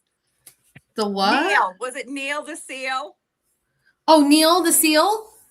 I fucking love that. I saw it yesterday. I forgot all about it. Oh my God, I miss him so much. He's returned back to the ocean, but like he just doesn't care. He's like J7 on steroids. He does not care. He doesn't follow the rules of the road. He doesn't follow the rules of the land. He just like goes over, puts his body exactly where he wants to be. He destroys everything in his path. Right? Oh my God. And also, I love that. He is more J7 than me. Like I was like, yeah, fuck, this seal doesn't care. And they're showing video of him, and it's like some sort of like rage metal in the background, like rah rah rah, right? Like I love it. It's technically J7 because then like there's people that look at him and are taking pictures and watching him, just like they're like hanging on every word she does on her show. Yeah. And so she's really technically Neil the seal, but only twice a year he comes out. He went back to his habitat, and then I guess again he'll come and he'll just like make himself an absolute menace. I miss him so much. I love J7. I really do. J7, like the shit they take from her, and like they think like she's this psychopath. Like we love her, like we know she's psycho, but good. Oh, there. See, I can't. What's the matter? Are you gonna cry? No. Wait, what's happening? Moonsy. Wait, what is Moons doing? Moonsy put What'd the you do, seal up. Moons? The seal. Oh, with she the put the fucking seal up. code. Oh wait, I can't even Oh, see. she Oh, put he's it in the corner. Love it. Love it. I But love Neil the J7, Seal. she's the shit. And like people, she'll say whatever she wants. And I love that about her. And people take whatever she like, I don't know that like she's like what's his name? The Charles Manson or something. You know, like she's awesome though. First of all, I think the biggest problem, if there is a problem with J7, is that her heart gets in the way. And I think that is like so overlooked by everything. She like loves too much. Yeah. You know what I mean? Like and I'm not saying in love or whatever, but like no. Her heart and her brain attached to people that she loves. Like I am a victim of that. She has attached herself to me. And like I think maybe sometimes not to the best for her, like to be attached to me. And she didn't care. Like she attached herself to Baker and was like all in on him and like was like anything for him, riding or die for him out there. Took honestly, according to her, allegedly, his abusive calls and the bullshit. And it was like, whatever. And then when she finally like moved on from that because she had no choice and she healed from it in the best way, however it took her to get to that point, you know, then it was Jake. And she was like, I just am all in on this. And she loves too much. She loves too hard. She doesn't understand how to change the receptors in her brain to stop caring and stop loving them. And they hate her for that. And I understand that it on the surface online doesn't look right. But there is nothing that shows that this was inappropriate. She never approached Jake. No. She never went to Denmark. Like she says things, half the time it's a joke. If you know her and you know her humor, it's obvious. Thank you. These people are just like, you know, Baker was so embarrassed by his relationship with her. Yeah. 100%. He wanted it secret. It was secret. And when it became public is when he started to like literally disparage her out of his shame. And it's so unfair. It's so unfair. And, you know, I maintain that statement I made holds and stands the test of time. She's a real one. Yeah. And, you know, Aiden called me out on that and was like, is she really a real one? Actually, sir, obviously, yes, she is a real one. You know what I mean? Right. And you know what? Shame on him for, you know, he had her on his side, you know, like, I don't know. I understand that, you know, what he said about her, like on his show, but like, he knows that she's loyal. Like he knows, look at all the shit she did for him. Like all the money she donated to him. I want to see not all even those- still okay. I know Spicy Misty's going to say it. She's not Fucking even really membership last okay with like me and this situation with Aiden. You know, like it was when Aiden kind of came at me and did this whole thing. Like I know she was unhappy about it, right? And she was still like kind of like staying neutral. And then once I started fighting back, right? I'm not really sure she's okay with it. You know what I mean? There's never been a message from her. She was like what she does with some other people. She's never like, go all in, get them. She's really backed off by it because I think she knows like it's a reluctant participation. And I'm also reluctantly doing this. Like I didn't ask to be a part of what Aiden's doing to me. And it just got to the point where I'm finally fighting back a little bit. But J7 was really loyal to him. I actually still think she is. I think she has a real hard time with what's going on here. And you can tell that. Yeah, you can tell that. Yep. But you didn't ask for any of this from any of these people. And this is what so many people don't understand. Like Megan Fox, let's use her. Oh, she comes in the middle of all of this, having zero clue what's going on. She has no idea what started any of this. And she's like, oh my God, she's attacking everybody. She's such a whack. And she's going on and on. And while I understand why Megan would think that, I messaged Megan Fox and I was like, okay, here's how this went down and here's what you're missing. Well, what I've come to realize over the last few days is that Megan Fox doesn't give a fuck fuck what really went down. What she No. cares about now is to just get involved and to just be part of the drama, because we all know Yes. that part, all that drama is going to bring all that views. And I respected the shit out of, I am the one who is saying, no, do not do this. Do not go after Megan. Do not go after Tug. Do not say things like this. Do not do this. And mostly this was, at J7. But she was fucking right. She was like, why? Why? These people are, Megan is doing this unjustly, and she deliberately got Tug involved, and he's not involved in any fucking way. The correction was made quickly yesterday. True Fangirl, or I never get her name right, but the mod, True Crime God bless Fangirl. her, she was messaging me freaking out because Mortified. her Poor thing. because her X channel had been labeled, and so she couldn't do things, and she's losing her mind because she knew what was going to ultimately happen. And I'm like, okay, calm down. Let me just. And so I went to go see, and then you know what? I realized in an instant exactly why. And this is here's Conspiracy Misty coming out. I realized exactly why they latched on to that. They latched on to the Tug thing, the Tug scenario. And the reason why they did that was because Jessica mentioned that there's no proof that Aiden paid $5,200 to Karen Reed and her fundraiser. And everybody wanted that to be covered up real fucking quick. And so they latched onto the Tug thing, and everybody ran with that. But nobody's asking Aiden for receipts. Where are they? Nope. And I think I put this up on Twitter. If people aren't on Twitter, I went on Megan Fox's Twitter account, and I looked and I clicked on a couple of things, and like on her website, it says about community guidelines. It says, please respect the following community guidelines and maintain an enjoyable environment. Keep conversation respectful without personal attacks. Look at me, I'm reading my phone like Lauren. Don't Gotta hold it up please hold it like this. Just hold it like this. Hold on. Don't blow up. Don't blow up other members' feeds. If someone isn't responding to you, let it be. No pornography. Keep out behavior that could be seen as trolling and spamming. Relax, be yourself, enjoy.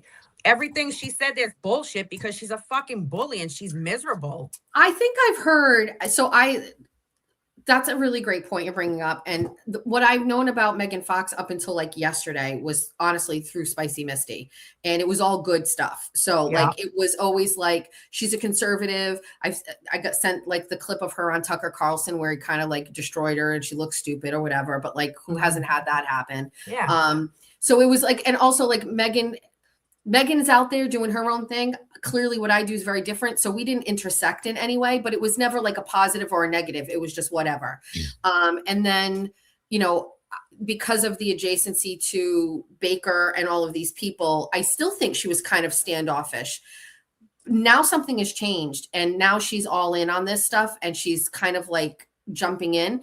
And I feel like because it's very obvious she watches Jolene. It's very obvious she's paying attention to what's going on over there. Jolene gets the numbers when she goes on streams for hours and hours and talks about me.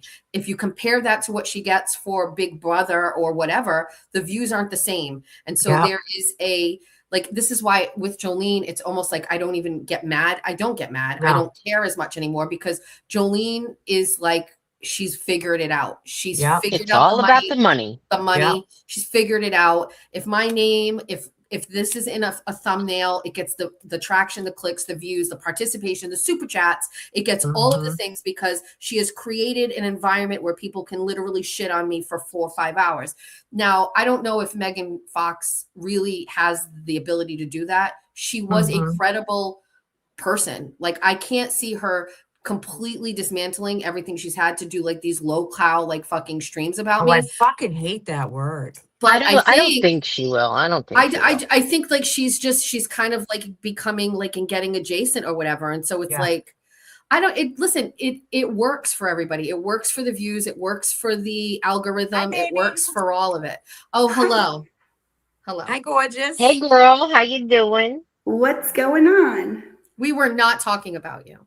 Never. At all. I would never know. I was Where are the in meeting. protesters? Oh, where are the protesters? Are they there? They didn't show up, you guys.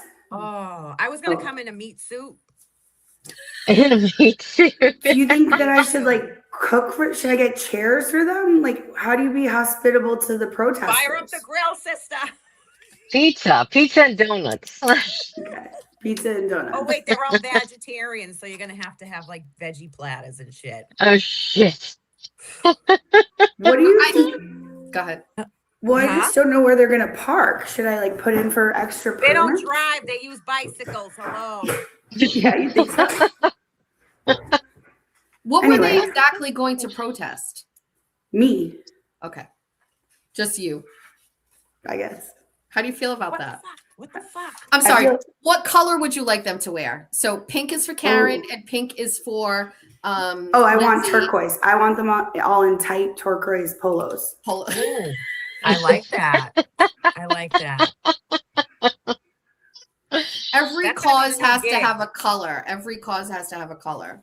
I can't believe they're gonna schlep up from below the Mason-Dixon line to protest me.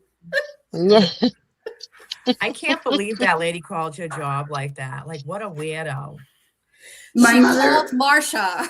Marsha's in the other office. She's That's not right. thrilled. She didn't Hi, find it Mom. as funny as me. That's so fucked up.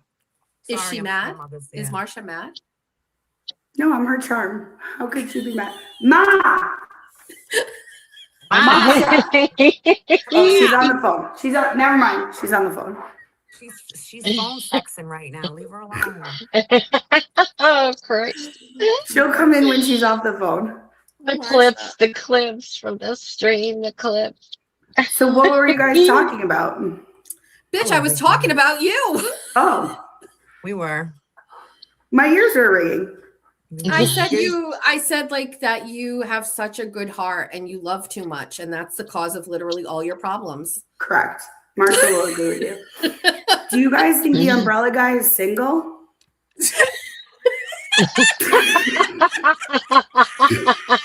Oh my god, he was very very confrontational with Aiden. Aiden was confrontational with him. He was like, the guy didn't know what he was talking about, really. Like I saw that part and like I didn't watch the whole thing, but I'm like, this guy doesn't even know what the fuck he's talking about. Like he thinks the MSP is like gold and shit, you know, like, but I've never seen this guy before. Who is he? Is that the guy that you're talking about, Missy? Tug? Okay, yeah, Tug became a household name, let's say, during the Johnny Depp trial. The Amber Heard's lawyer got up and mentioned the umbrella guy. She called him the umbrella guy, which is where he got his name. And so, and that's pretty much how he became famous. That's how his channel blew up. That's how everything. Wait, what do you mean? Why would he mention this guy? Was he at the courthouse? No, I it's been so long ago. I believe that he was the one really digging into the trial at that point, or to Johnny Depp's side of it, and he was doing something that. Who does he write for? New York Times or something? No, you know what, chat, y'all are gonna have to help me. My brain is going on this one. I don't remember any of that. All I remember What do you is mean that a household name? Well, okay, when I say that, he became. You mean of the subset of people that watch the trial on YouTube? Right. Yes. Okay, there you go. All right, fine. You were right. I was wrong. I was just trying to, bring the temperature down. I was just Jada trying Hip to. has started a whole beef with me and Umbrella Guy, so I'm just trying to get my household name. Got it. Roger that. For anyone who was in the subset of the people watching the trial. Doing great. Well, I it was just also wanna on say TV. For all the people So- who are not part of the true crime world, who aren't on YouTube watching this show because of true crime, I have absolutely no idea who this person is. Are they aware? By the way, someone tell Baker we're in the genre of entertainment, not true crime. Is losers. that our genre? Yeah. Like what are the genres on YouTube? We're I whatever just the know when Bravo auction time. housewives are of YouTube. Let me ask Right. that question. What We're are interactive reality television. Oh my God, I would love a reality You know, it's a show. web. It's like a web. They, you know, the people who have been on YouTube have been here for God, over a decade at least, right? So a lot of these people have been Dude, here, so they all know each other, right? But that And it speech reached.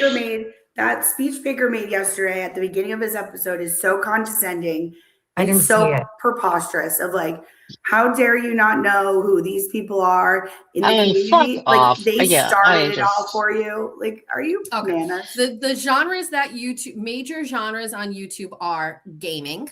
So that means Yeah. live yeah. plays, walkthroughs, game reviews, and live It's streams a by me, Cree. the Machado Mafia. Second is education and how to. So we clearly aren't education and how to videos. What do you right? mean? I taught Kane about J7 cold is. fusion last night. The That bread was a ties. great. That was a great lesson. You're welcome. You cannot fall under the category of how-tos. You can't. This Teach me how. is like if you're trying to figure out how to change something in your car without going to the mechanic. This Next is like up people on tonight's episode. people depend on you for you can't. We're not in the how-to. How to bedazzle a Diet Coke ornament. Oh Next, my God, I love that. It Who is did beautiful. that? I need Who one did of that? those. I don't know. I bought it off Etsy. Oh, Arkansas Bestie bedazzles everything. I thought that you were copying her. Next is vlogs and lifestyle. So daily personal vlogs, travel diaries. I thought I don't that's think Jessica that's Machado I is a don't think lifestyle brand. I've been saying that. Okay, well, pause that one then. Next is comedy and sketch. Are we comedy and sketch? Oh, of course we're comedy. I think so. I think we fit in a little bit. ASMR and relaxation, those videos that play on loop for 12 So that's I'd say no. Watch me do my fidget spinner for 25 hours. Okay, we're not that. We're not food and cooking because that's another genre. What do you mean, Kane's Kitchen? The network has everything.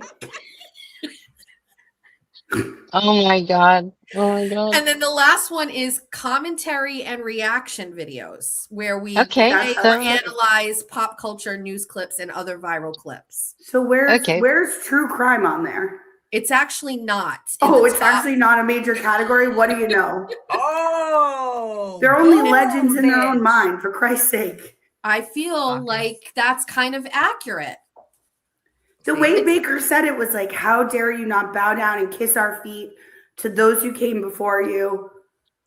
It was Baker wasn't even part of this fucking like the Karen Reed community much. Like I didn't know who he was until what do you like mean? the Didn't you second hear him trial. say he's given up? He's put his life on the line for Aiden several times.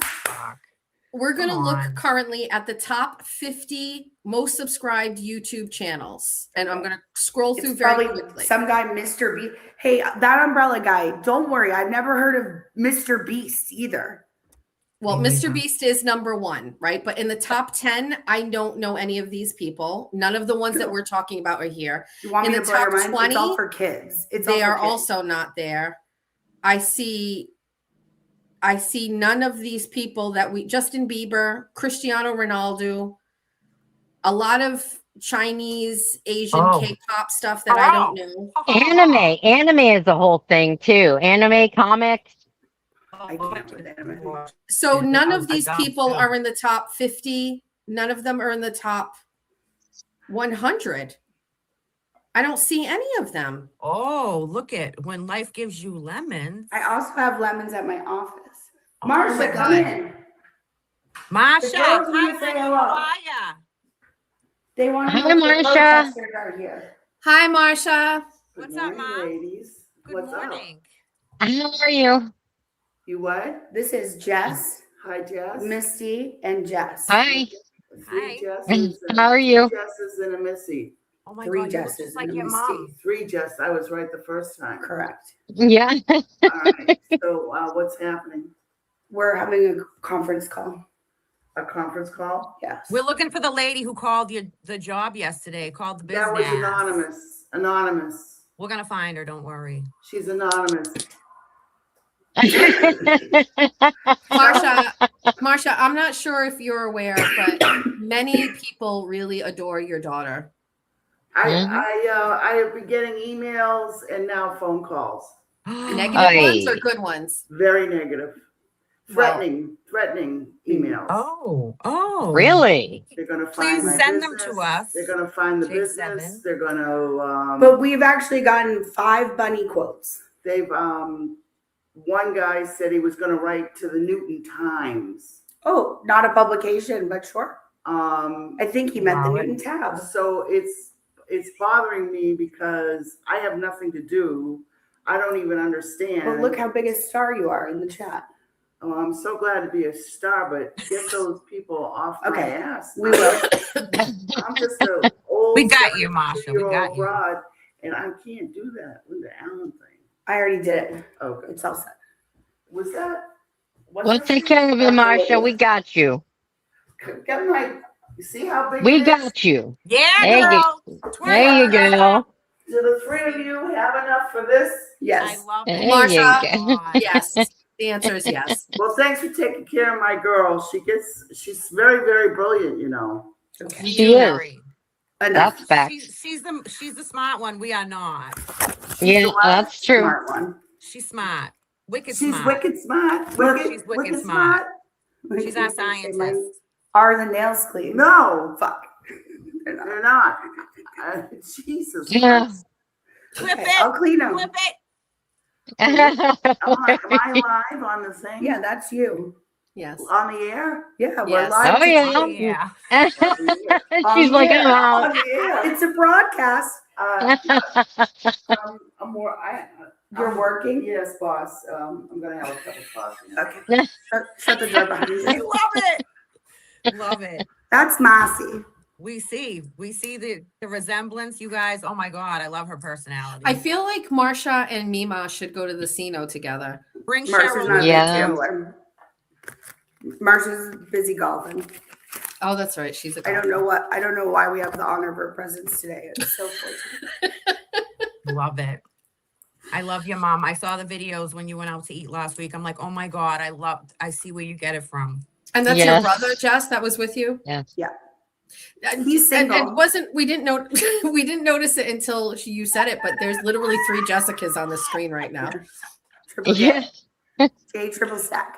Are you trying to whore your brother out to someone in the chat? Oh, Answer it. hello, Answer it. Answer it. housekeeping. No. I'm not taking that client. That is a high maintenance client. Oh, Marsha surprise, picked it up. surprise. Let Marsha handle it. I just had an hour. How long was I gone for with I don't Mrs. know. Anonymous? Oh my God. I left the chat to Spicy, Misty, and Jessica. Back to what we were saying. It's not our fault that we don't realize that there is some sort of like whole community here that we didn't realize was the most important YouTube community. Now that we in realize all of it, I don't care. I also don't care. Yeah. How about we're on the way up. We got to put a third dimension category in there. We do need to like further define what we are. Like, I don't know if we fall into any of that. You know what I mean? Like, we're a little bit of some of those things and a little bit of some of the other ones, but I don't think we're all of it. I think we need to kind of, I don't know. We need to come up with a more specific demographic. Yeah. Well, We we're need to come up definitely with a new entertaining, but genre. We need, yeah, exactly. We need our own thing. Whores that don't give a fuck. Yeah. That works. Yeah. So Who has a Or- show on tonight? Who is doing a show tonight? Who is live tonight? J7. J7. What's on the docket for tonight? I think we'll pull that Tucker interview with Megan. Perfect.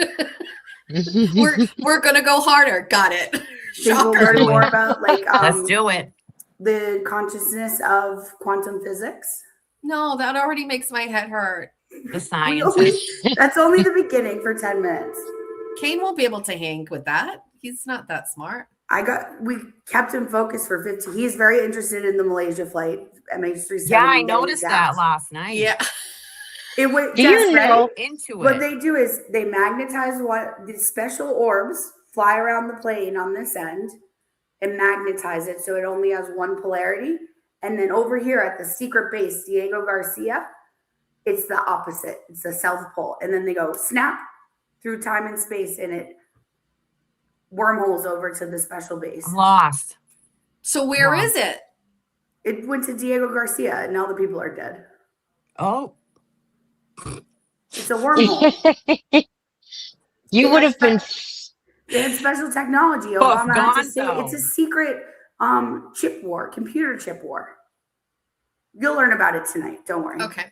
Tonight at 8:30. Dirty Water Diva, when are you live? I don't know. Well, I'll go live when I go to. Oh, the you're going somewhere. away. You're going I on am, vacation. But you know I'll be on sometime, and I Yes. never have a Vacation. schedule. I'll make a schedule eventually. Now that I got all my setup now. My man got my desk and my chair. I got everything, so I'm set. So now it's just in time for the Just Machado Network debut. Like Yes, when we put this all queen. together. Yes. Spicy Misty, when are you doing Prison Spaces? Like I said, I'm working on it. I'm working on it. My man is also getting me all set up and ready. So yes, yes. Like I said, all of our husbands started to really start to pay attention, and now everybody's like, "Okay, what's going on?" I am not kidding you. So Scotty is on Jennifer post woke world. Oh, good, Scott. Good. I'm tonight. glad Scott's doing it. At 7. Good. Tonight at 7. Jen and Scotty. And it's Scott's trying to get his world, channel but I going. love poke world. Post woke. That's why I was like, Pokemon? What's happening? Never mind Post-its. Also, wait, I was just gonna say something, Misty. Yesterday I was in the kitchen, had my phone going. Baker was on, same time you were on, Jessica, right? And Jeff walked in and he goes, "I'm sorry." He goes, "Call me crazy. I like the sound of his voice. It's comforting." And I said, "What are you talking about?" And he's like, "I don't know." He's like, "It's kind of interesting." He's like, "It's not like that other guy." And I was like, "What other guy?" And he's like, "The other guy." And I went, "What guy?" He goes, "The one with the other accent." And I was like, "Who?" He meant Menners. He meant Menners. Jeff even knows who Menners is now at this point, and he prefers Baker's accent over Menners' accent. Over Oh, me, nice really? to meet you, man. Ew. I'm just noticing the picture on the top left by your hat. I mean the walrus. What is this? Oh, is it Neil the Seal? It's Neil the Seal, and Moonsy put it up there, and I said that I used to think I was like Neil the Seal, but actually you are really Neil the Seal. You literally have 0 votes. Don't remember on that Karen video, the Karen Goldberg video, when she does the shoulders. Shimmy. Couldn't you just see her about to go like this? Did Like, you listen? I can't believe she did that in a murder trial like that. That's disgusting. It's just my autism, guys. Karen, that's gross. That's gross. Scotty, don't worry, I clipped it. Did her autism make her steal Scotty's content too? I don't think so. Justice for Scotty. Yeah. Justice for Scotty. Tonight at 7 on Post Woke World with Jennifer.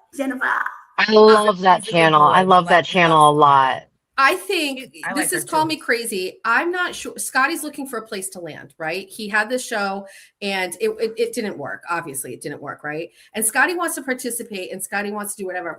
And now he's going to try his own channel. And I think we have to find a bigger, better role for Scotty. I think he has to be like the brand ambassador. I think he needs to make appearances on every show instead of doing his own show, because I don't know if that's his thing, but he has great takes on stuff and I want to support him, but I don't know if it's the right thing for him to like, you know what I mean? I don't know. I want him to get the respect he deserves. And she did not. She did him dirty. She took down all those shows. They're not there anymore. I don't know what her explanation was, but it didn't hit right. And justice for Scotty. That's basically my thing. My opinion with Scotty is I think he's got the personality for it and stuff. And like, he just doesn't have, he's shy. Like I know for a fact because we talked, he's scared to like do it by himself. Yes. So I'm like, I wonder if he does a couple of lives, like off camera, like I do when I'm like, when we're driving. Yes. And maybe he can get used to it like that and get more people coming into his chat. But like, so don't cam up. I think he would be fine doing his own show. But yeah, I you know, like without when he's with somebody else too. Yeah, and you know, but the other thing too is when you're not cammed up, there's a lot less stress. But the other thing is you start to get really used to it. Like the other day on the panel, I was cammed up, and so And now I'm actually watching the chat, whereas before I couldn't watch the chat. So I think as you begin to, on this journey, you start to get a lot more comfortable. So I think Scotty's going to grow a little bit more. And like you said, maybe start without camming up and things like that. And then, it's just getting everything set up right. And so, that the haters don't do their thing and all that. But, like I said, it just Definitely takes, do like other shows though too, because that's how he's gonna get. yeah, he's really good. He's really good at bouncing off of somebody, I think. Yeah. Yeah. And I think We that got you, last show with, Scotty. yeah, I think that last show with Karen really kind of hit him a little hard. I was watching that live. What's up with her fucking eyebrows? She needs bigger. Oh gosh, I don't even know. I didn't even notice. But Are those but exclamation marks, points, or whatever they're called? mine are just really bushy. I don't even touch mine. I just let them, do whatever they're gonna do. Well, I didn't notice your eyebrows, Misty. If I can notice your eyebrows, hon, there's a problem. They match my hair. They're gray. I want to correct. at this I point. wasn't saying that Scotty couldn't carry a show. Behind the scenes, I see Scotty wants to connect with another person to do a show. I'm not Yeah, he saying that likes he to couldn't do it bounce. alone. He needs to get ready to do it alone, and he's not. I think he's trying to partner with people, but like Scotty needs to do it on his own. He's podcast dating, and he'll find his mate. He's Podcast dating. I like it. But I And also you think can't he's have got a little dating, Scotty. trauma. He's got a little trauma from what happened with Karen. I don't think he expected it, and he was fucking sideswiped by it. And I think it's That bullshit. last show was harsh. That last show Simmer was down really there, harsh. Diana. Simmer down. You're a bit much for him. Okay, you're a bit much That for him. that last show was harsh. I like I said, I was watching that live, and I was trying so hard because what was happening was Karen had just come out of trial, right? And it was an emotional day in trial, right? So she's got all of this emotion going on, and the chat was watching also, and they're filled with emotion, and everybody's got these very strong feelings about this case. And Scotty comes at it, and the first thing this man says is, don't hate me for this, or don't, I'm just giving my opinion or whatever. And he throws out, his opinion, and literally everybody, just went off the deep end. And What was Karen his tried opinion? to. What was his I opinion? don't- His opinion I don't is give her remember the exactly. needle. Let's be done with this woman. She killed her 3 kids, rightfully so. Not Sorry, rightfully So he so. represents about 50. So he represents like Correct. 50% of the people in the world. And right? Karen weaponized the chat against him. My Like, mother wants to it be. was My mother's like, oh, they egregious need what- to lock that bitch up. That's a lot. Well, of to people begin feel that with, way. seriously, She told just him to he be couldn't talk about it because he's not a woman. Well, Right, half the jury's men, so right, but I'm gonna say, because listen, I'm just telling you what I witnessed and how I saw this roll down. I think in the beginning of the chat starting to go after him, Karen tried to control it. And then as it got more heated and Scotty was reading the chat and he was trying to respond to the chat and everything got out of control, Karen got pissed, and then the chat got pissed, and then everything, and then she started to put all those comments up, which I didn't agree with. And I think it was right that Scotty stepped out of the stream. And later on, I told Karen that it was right that she took that episode down for I a don't little think so. while She should because have left it up. So she took it down because she looks bad in it. The only Well, I reason she told left her- it up is I didn't because see it. anyone who watched it would have thought she was the bad one, which she well, was. that's why that's for everybody else's opinions to be made. But what my recommendation to her was take it down briefly so that the heat dies down, because I liked their channel and I wanted them to get through this. And I was hoping that they would get through this. That was the And third. so, That was like the fourth strike, because she treated him badly a couple other times before that. now There were she a couple told me of this. other there were a couple of other very tangible, cringe, uncomfortable moments in a previous show that I saw, and I was just like, it's just it's that they don't jive, they don't And work. it's not just that they have difference of opinions. It was her. She treated him badly several times. Yes. He never treated her badly. It or never badly. was like a peer co-hosting situation. It was, I always felt that she felt superior to him. Better than. Better And than I himself. and I learned all of this after. Yeah. So I just had one side. Misty I just didn't wants know. everyone to get along. I'm really just fucking trying to create peace. I'm trying to make everything calm down and to slow down. And I Waste really, of that's, energy. I know. I just want everything to, cool off. There's no reason for Aiden to be going off the handles. There's no reason for any of this to be happening. And, I think and it just, the reason though is I think the thing is if you are going to come on here and you're going to be authentic, it is absolutely bullshit to think that you will literally suck the dick of every single person that is out here. Okay. It is absolutely crazy to think that you're going to come into a space where there are people, by the way, you know nothing about their lives, right? The stuff about Will, you don't know really anything about Will, any of his life. So we're just all supposed to just come out here and just blanketly support everybody for the sake of what? So that what if something happens later on down the line and the person does something and you've got a whole fucking year or two worth of sucking their dick, co-hosting with them or whatever, and it's not even the right, you made mistakes, you shouldn't have done it. Like, what is so wrong with saying like, okay, I'm here, I recognize there's some shit I don't like, I don't want to be a part of this, I don't like this person. What's wrong with that? I can't be the only person thinking that. And then also, what's also wrong with doing what we ultimately did, which is like, you know what, I'm over here, this is where I want to be. And if there are people that agree with me and they also feel like they like my style or what I do, let's all kind of do stuff together. What's wrong with creating our whole other fucking thing? Third Dimension was a joke kind of when I said it, but is it really? Is it really? It's not. No. We need something like that. We need something that's different. Like, I'm so tired of like you said, we're not true crime, Right. I mean, I like watching true crime and shit, but I like to watch it. Like, I don't want to be out there crime chasing and shit, following murderers and stuff, It's And not I my also thing. do think we're in a little bit of a transition, right? I was, and now I'm thankful that there's so many people that kind of want to do it with me.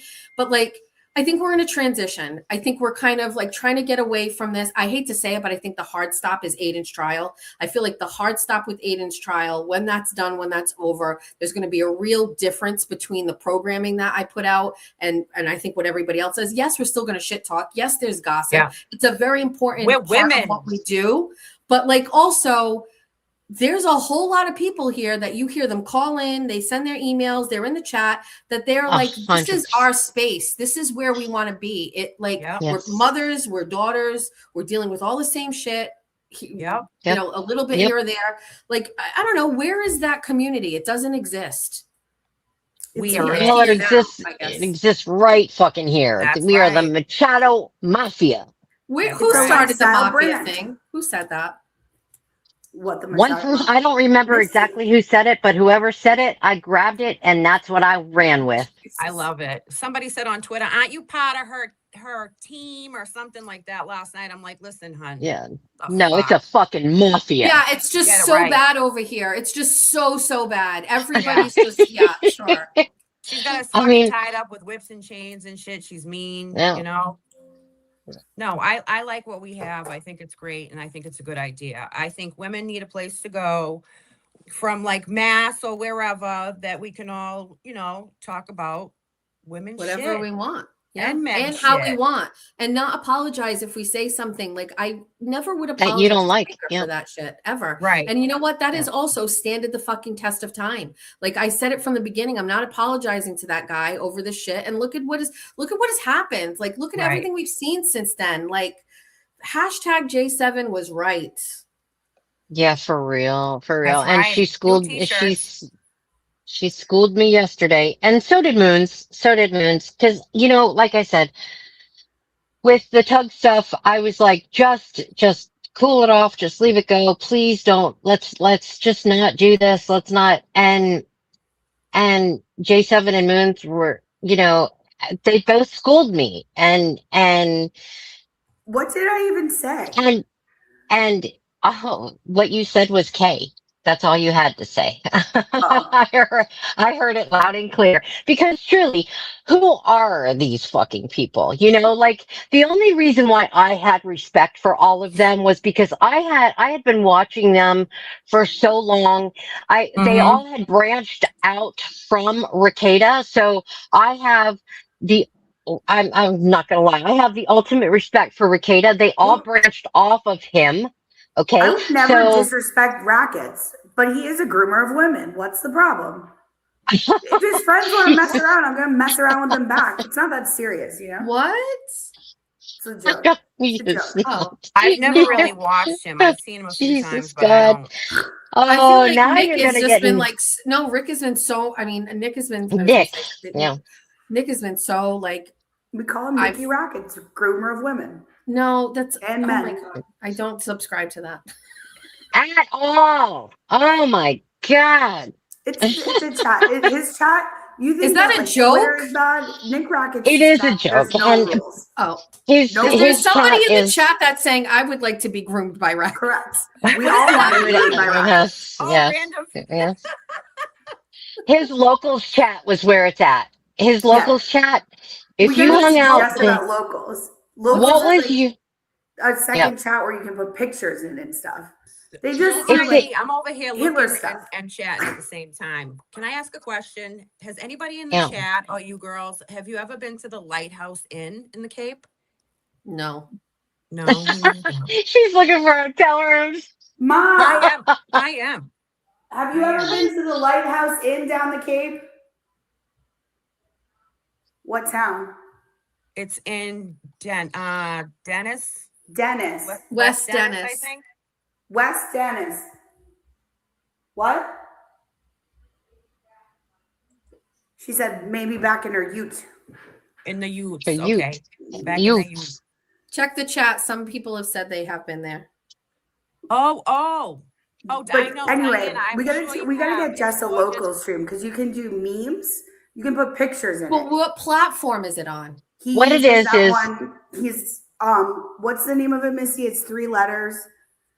It's what Danny Roundhouse uses too, where you have to It's run YouTube, StreamYard, and look like It's you'd have to Rumble. take a class. Stand me wrong. But what's Rumble. the difference? What is it? Okay, so Rumble is the spinoff of YouTube, right? So when I know YouTube what started Rumble to, is. But no, that's not. That's not what she means. It's instead of using StreamYard, there's another platform. Oh, yeah. There's another host platform that he uses that runs like StreamYard, YouTube, Rumble, and Locals. Oh yeah, no, that I don't know, Oh, but please. One Go of the ahead. boys will remember please. for me. I'll find out. Is it Locals makes it simple for creators to start a subscription-based community and make money directly from their supporters? Yes. yes, But when and you watch Locals. Nick's show, he'll have 2 chats going. One's the Locals chat and one's the YouTube chat. Okay. One on each side of the screen. But what makes it better than? You can put pictures in the Locals chat. Oh. So they just do like right-wing memes. Like, I don't know if you guys have heard of like the Keck memes. It's mostly just Nick fat or Nick as Hitler. It's very fun. I don't know if you'll. I don't know if you'll like that, Jess, because to be in the Locals chat, you have to pay to be part of the community. Okay. But Locals is attached to Rumble. They're the same company. It's not. And so it's so Rumble's like I said, you know what it is. It's a spinoff of YouTube. And so Locals was a place where creators could make their own like social media setup and stream OBS. from stream from Locals like that in that area, and then you'd have your own chat. But to be in that chat, you had to be a member of that Locals creator, and then you'd be able to chat, but you had to pay for it. It's that one Dave Rubin from And Nick Ricada's chat was the only one I paid for. Well, his and Viva Fry. This this OBS is what. Remember when I was first starting, Jack was telling me like, "Why are you using StreamYard? Yeah. You should be using like." They all want us using OBS, and I'm like, you guys think I'm an engineer or something, you know? I can barely handle this. If somebody is teaching a class on that, sign me up because I mean I would, but like I can barely handle this as it is. I mean, I also remember when I first started, I do not remember who it was, but somebody messaged me and said, whatever you do, don't go on Discord. It is worse than Ever. X. Don't I told go you. there. I said they have furries there, Jess. Furries. Oh, I love furries. No. Furries. She has no idea what those that are. did terrorism and killed Charlie. What? Furries. Yeah, she doesn't know what those are. Grown adults that dress in animal suits and meet up in strange places to have canoodle. Well, no, If you butt furries, stuff. don't they go to Comic Cons and stuff like that? Yes, they also do that. Okay. But there's But they also do weird sex things, and then they killed Charlie, allegedly, unless you ask Candace. I cannot. The guy, they were the boyfriend, girlfriend of the Tyler was a furry. In Discord. What? Yes. What kind of furry? But that What just animal? might be the animal? fed slop that they feed us. They were in a furry Discord together. What kind of furry? What animal? We don't know. That's the most egregious The only part. We don't even know acceptable which animal. furries are foxes. Are foxes? I can't. That's not the first even thing bunnies. I didn't even. That's not the first thing that popped into my head. But okay. Foxes. I've seen a furry fox somewhere, and he's so cute. He's charmed. Jess, imagine what they smell like under that suit. I do not know how we got here. I know. By the way, one time I went into the Rat House Discord, there are furries galore in there. They deny that they're furries. They're all furries. I need somebody who has free time. I would like everybody to take each one of us here and give us like make us AI furries. I need to be a bunny, obviously, but we need furries. Oh, the memes that are coming. I shouldn't be talking about this, right? I know there's like some other shit here, right? This is gonna Yes. It's all right. I don't know. Speaking of Discord, do you know Baker has a secret Discord? He has a Discord that everyone knows about, and then there's a secret Discord. I have them all in there, losers. This is a really great idea. We need to do that. Kane could find the love of his life at a furry conference. 100%. They want $1,026 from tonight until Friday. No. What the fuck? No. That's too much. We could fly. You can go to Pensacola for that, and you can get How clear much? water with no seaweed. Oh my god! How much? 1,026. So what? Attend a furry conference? No. Oh, for a room at the inn? All right. I am in my office and I hear my children outside the door. They are up there making decisions. I can't. Bye, Mom. Don't knock on my door. I'm on a show. We're on a podcast, for Christ. Anyway, I have to pee and have a ciggy. So, hot take right here. I think this gentleman, Publius Rising, he should be doing a show. Publius. Oh, I love him. He's I in would your like a opening different video. name for him because I can't say his name. He's in my video, but can it be something different? He's not single. I've inquired. He's up in New Hampshire camping. Jessica. Oh. Georgia. You guys really think that's a lot? It's on a resort. $1,000 a night to be at the inn in August? Yeah, obviously. No, $1,000. I'm ending right now, No, but yes, for I'm coming tonight down. until Friday. Leave Friday. For tonight through Friday, all week? Yeah. $1,000? Yeah. For what, 4 days? 3 nights. 3 nights? 3 nights. What? It's right Buy on it the now beach. We before won't they have to realize they leave made a and go mistake. pay $50 for parking. It's the last week of August. I would think it's like double that. All right, I'm gonna look at one more place, and then if not, I'm gonna go. I looked at I feel Airbnbs, and they all like want 5 days or more. Laura, PR needs to have a channel. I've been to Da Nang, Vietnam. Give me that dong, baby.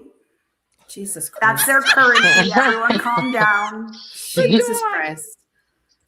So what? Speaking of Are we getting off here, Airbnbs, or are we staying, Jess? You said your children are up. Yeah, they're mulling around outside the office. I can hear them doing like their roughhousing, right? The dogs are involved. Like there's a lot of shit going on outside the store, and I can't control myself where I need to go out there and figure it out. Like, also, are the dishes put away? Because like if you're doing this and there's shit that Oh, needs here to she be done, goes. it's Here she noon. goes. It's noon. It's also the day before school starts. There's a lot of fuck shit. My dining room is in disarray. What? I showed you all the School's pictures starting of tomorrow for you guys. Yes. I showed you all the pictures of the living room, right? That's that side of it. Had I shown you the other side, it's a disaster. So it's the main part of the house and it's a mess and I haven't done it and I got to fix it because yesterday I went shopping and I spent money on stupid stuff. Yes, girl. Trinkets? I bought more dish towels. I remember I said I always got dish towels from the dollar store and they were like $1 and they don't absorb anything. No, you got to get them from the thrift store. No, See these ones? They're the soft ones. Get that these looks like a ones. ShamWow. What are those ShamWow? Is that a ShamWow? A Benoit? ShamWow. Is that a ShamWow? I don't know. It's a soft towel. Well, I'll send you a link on Amazon. I found these at TJ Maxx and I don't even know how to explain them. They're like muslin linen, but they're not. They're kind of, I don't even know how to explain. I'm going to get one and I'm going to show it to you. No, but now I found these and they're all pretty. So now I keep buying them. And it's sickening because for 2 of them, it's $7.99. That's insanity. You can get a pack of 9 of these or 10 of these for $6 I at know. TJ Maxx. And also I have to deal with the situation with this Louis Vuitton bag. I think it's fake. Oh, well, according to X, it's fake. But the lady owns an estate company. She said she verified. She does this for it's her company. She Yeah, can't she was go like a out. bougie lady, right? That you Yes, but bought it how from? can she lie? This is her company. She can't sell something, right? It would affect her business. I So don't think it's fake. I saw it. But why do you think it's fake?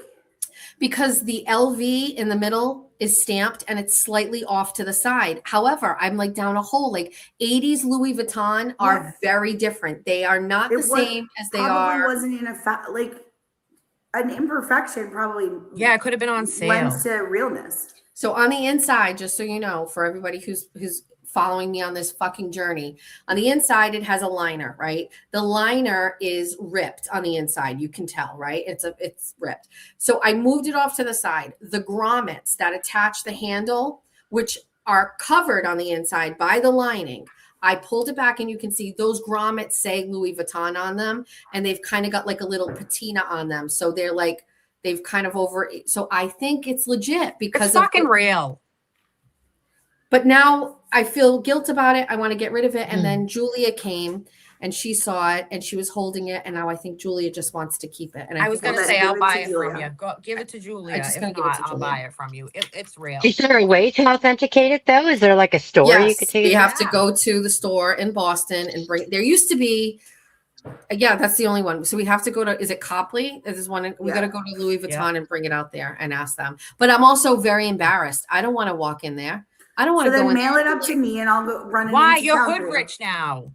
But then I'm gonna walk in and I'm gonna be like me, like this, and I'm gonna be like, "Hi, can you tell me if?" And then they're gonna be like, "Ew." Hon, no. have you seen the It's ghetto not rats real. Not real. Sherry that go in there all the time and do the smash and grabs? You'll be going in there ratchet, just asking if it's real. Stop it. You're Maybe hood I rich need now. to go to a like an antique dealer locally. Okay. I don't think they might charge you for that. You think? Yeah, I think they would. I would just go to the store. Who cares what they think? If it's Well, real, this- you should put it on your homeowner's policy anyway. I said this, but people made fun of me about that. They joked about that. They're you like, of "You're gonna course should put it on on. your." I mean, like, Fuck them. also now that has changed my algorithm on my phone again because now every single reel is an Antiques Roadshow reel, which I love. But now all I'm looking at are Antique Roadshow clips because. Well, great news. I We would just love said the that. word furries, and now all our algorithms will just be That's furry it. content. It is. Yeah, that's fact. All right, I'm going to shut it down. I want to say thank you, ladies. Obviously, it's ladies. great to add you guys and Spicy Misty for handling it all by yourself while I was on the phone. The issue has been resolved and the vehicle should be here tomorrow or ready tomorrow. Or tomorrow morning. If they screw you around one more time, give me their number, and I will make a phone call. Enough is enough. I trust you. Dirty Water Diva, have a great vacations that you are Thank literally you. still haven't actually planned yet. So there's that. Spicy Misty, thanks for holding down the fort. J7, thanks for being a badass bitch. My I love pleasure. you all. Thank you to the replay crew who is probably watching this after the fact. You missed out on the in real good time. Hi, Maggie in the chat. Thank you to everybody Maggie. hanging out in the chat, everybody sharing. Only like blanket statement I will make is I really do believe like it is a healthier place to be off Twitter. It's not about like the negativity. I'm not getting off Twitter. Get off. And I'm not coming to Facebook. It's so bad on there. How can you handle it? It is. Tommy says the same thing. Listen, like Dr. Bennett says, you can't control the wind, but you can trim the sails. I know, but why do you even want to see it? You can I'm a make sicko. lists. You can 'Cause make I'm a lists to where you sicko. can see. Yeah. You can make lists to where you can see specific people and not others and things like that. Listen. There's a lot you can do on X. One of us has to stay on there. I take one for the team. It's fine. You take more than one for the team. I think we're going to do Bunny After Dark tomorrow night. Ooh. Meowser is very specific on this. He says that he doesn't want me to stop going at the people who are going at me. He's saying, absolutely not. Still do it, right? Don't do what Megan Fox said because that's bullshit. But he's also like, I told him about the Jimmy stream that we did. And he's like, that was so fun. Like, you should be doing the fun stuff too. Yes. And I have this whole list of... I'm going to scream it with delight. And we're more better. We're more better. Let me read you the suggestions of things my children and I decided to do for no drama. Okay. Oh. Georgia said that she believes I should literally make a sourdough starter live on camera. She feels like I should show people sourdough starter for dummies. Jack suggested that I do a Bob Ross painting live on stream. So he said, he said I should try to recreate a Bob Ross painting. That would kind of be neat. Right. Georgia suggested that I play Pictionary. And so I have the chat or you guys try to guess what I'm drawing real time. Oh, like that. We talked about making a TikTok account live as if we were a 14-year-old girl in Massachusetts and then showing you what the algorithm looks like, right? And how absolutely disgusting it is. We also, the Mima situation where people were like, oh, this is so gross that you would do this to your mom. It was a viral video that happened several years ago where people would tell like someone in their family, you're not going to believe who died. And then you watch their reactions. We did it to Mima one time. I feel like it was John Bon Jovi. It was absolutely hysterical. And then we joked, like Georgia joked and was like, oh, you should say like, oh, this person in our family is like in rehab again or something. Like that wasn't like being mean. Like it was just right, whatever. You should tell her they found Nancy. Or Nancy, correct, Nancy Guthrie. So like, and by the way, Mima is like down for all this stuff. She loved when we called her about Nancy. She wonders why we don't call anymore. And I said, Mom, we don't do that show. Julia suggested we tell all of the backstory about how we adopted Reagan and Quincy and tell the whole story because everybody loves our puppies. Jeff said I should bring back chat roulette because it was some of the best content he has seen. And then it was all three children said that I should review all of the pumpkin spice items at Dunkin' and Starbucks and compare the two because I hate pumpkin spice. Me too. I hate it. Correct. I hate pumpkin spice. And just do a whole like fall review on all things pumpkin. So that's what we had written on this list of all of I like things. them all. We should do it for Bunny After Dark tomorrow night. Okay. It's like a plan. Okay. But you've said twice before that we're bringing Bunny After Dark back, and then it doesn't happen. I get all excited. I know. And then I wind up having to work that night. I know. I get to work. I don't know. I just feel like, I don't know. It hasn't felt right. Things are weird. I need to snap myself out of it. Tommy said he'll give me money to go away. Tommy's going to pay. Who's Tommy? My man, girl. Wait, he's not going with you? No, he's working. He went to South Carolina with his daughter, bringing her back to school. So who's going away? It's just me and Lucy. Oh, well, I mean, take the money and go. I'm going. Ma, take me. Yeah. So listen, hit me. I'm going to go call him back. Hit me up and let me know if you want me to come on tomorrow. I can do that. And Moonsy, don't worry. I'm going to do my homework. I promise. Well, I was just going to say also shout out to my behind the scenes producer, Moonsy. She has been back there the whole time. She is doing all of the things. I see her on our screen. She's just in the back. I won't add her to the stage, but she's been back there and she is literally making everything run smoother. And I love it. Dumping them out again? Hi, bunnies. I'm just leaving Casey's place. She says hello. The baby is ridiculously cute. Aww, thank you for the update. Thank you.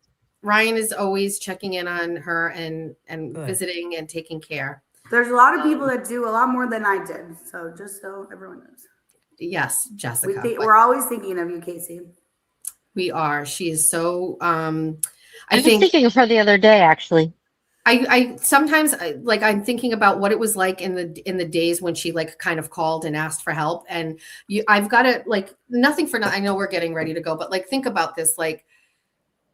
We always stayed in touch. Everything's fine. Lots of back and forth. Everything's good. How's the pregnancy or whatever. For her to call and reach out on that day after he got arrested, after she was in the hospital, and not throw up a white flag, so to speak, but humbly with humility and all of these things saying, I need help, to call me, who by all stretches of the imagination, I'm just a stranger to her, right? Someone that we've only met once or twice. And it was I have nobody. I need help. I don't know what to do. I'm scared. I don't know how you can help me, but I need something. And, then for me to ask and for this platform to step up, not only with people physically showing up at her house, cleaning her house that day, dragging her laundry to the laundromat, people bringing her food, buying these kids' bedroom, comforters and sheets, organizing her space, right? And then the next step and next phase of that was the financial situation and she was crippled. Everything on her registry list, more than what she needed for her baby. So to take that off of her plate and saying, you don't need to worry about diapers, wipes, everything that she put on her registry was purchased, everything. And then on top of it, thousands of dollars, right? Giving her money so that she had a little bit of money in the bank to take care of all of these things, relax one night and not have to worry about food. I can't even begin to think about how brave it was for her to reach out for help. And just if you're in that situation, the reward is all you have to do is ask. And there are people that are going to step up and they're going to help and they're going to ask. And Jack interrupting at the absolute worst time. Hold on. Sweetles. Hi, Sweetles. To also see the difference now in her mental health, how comfortable she is, how relaxed she is, how she can enjoy her children, how she can, it's just, she's so deserving of it. And if it weren't for every single person here who has done that, including Ryan and everybody else, it's a very different scenario. She would have slipped through the cracks. She probably would not have her children. She wouldn't have her baby. They would have been taken by the state. She would have been caught up in a system that she never would have been able to catch up. And if so, it would have been years. Every person here literally changed the course of life for not only her, those kids, however temporary it is. I'm unbelievably grateful for it. And she's so deserving of it. It's with pride, but I don't really think any of it would have ever happened if it weren't for her being strong enough to say, I need some help. And praise God, she had somebody to call. Always praise God, she had somewhere to go, someone to ask, someone to call. Thank you for being there. Thank you all for being there. Twice today. Thank you with the wedding video and just now. I know. Are you crying? It is touching. Yeah. I'm not crying. You're crying. I almost did. I almost did. It does. It takes a lot. I know the struggle is real, so I get it, and I see her on Facebook and I see how happy she is and how safe she is. And I can't imagine being in that situation, and I'm so proud of her. I am. Thank you to Ryan for the update and for always checking on her. I appreciate that. And I know someone tell a else dirty does too. joke. I got nothing. I got no jokes. George is in the room. And she wants to get me Duncan. Okay. Oh, geez, hi, Georgia. Wow. What up, girl? Everybody's saying hi. What up, girl? Hi. She won't. Georgie, she wants pumpkin spice. No. You know, absolutely not. You know that I don't. All right, queens. I love you all. Thanks to the bunnies. right. Thanks to the chat. Thank to all of you. Thank you to Moonsy. Thank you to the men. Free Scotty. And we will see you all tomorrow morning, J7 tonight. And thanks everybody for everything you do. We appreciate you. Love you Love you, guys. bunny family. Bye, queens. Love you guys.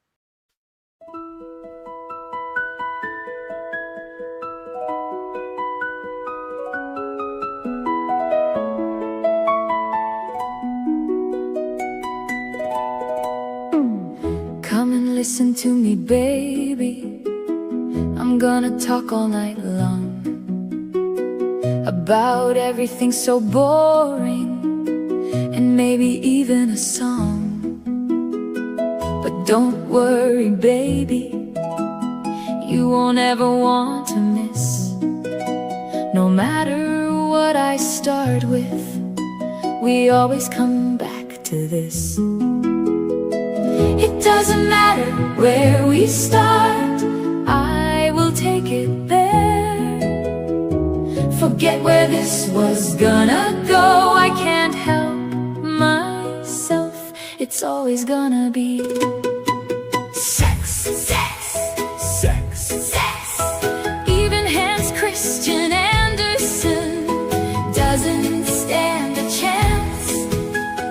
Give me his stories and I will give you sex. There's a trial on TV, let's pull it on the screen. I see the judge drop the gavel, but what rules is your vagine. I am a master builder, brick by brick I build 'em real mean. Everything is awesome, but have I mentioned my specialty? It doesn't matter where we start, I will take it there. Forget where this was gonna go, I can't help myself. It's always gonna be sex, sex, sex, sex. Even Hans Christian Andersen doesn't stand a chance. Give me his stories and I will give you sex. Bread is simple, but I can bake. Nature gives me all the yeast. Sounds boring, but don't worry, I'm thinking it's time to eat. Muffins aren't even safe, I can sex those up real good. Draw one with fishnets like you, baby. You know I glaze real good. It doesn't matter where we start, I will take it there. Forget where this was gonna go, I can't help myself. Sex, sex, sex, sex. Even Hans Christian Andersen doesn't stand a chance. Give me his stories and I will give you sex. You wanna talk about smallpox, but my mind is already there.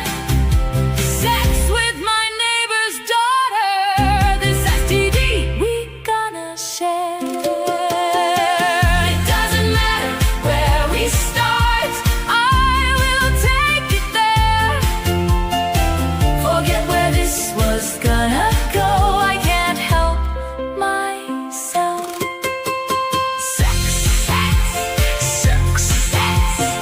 Even Hans Christian Andersen doesn't stand a chance. Give me those stories and I will give you sex.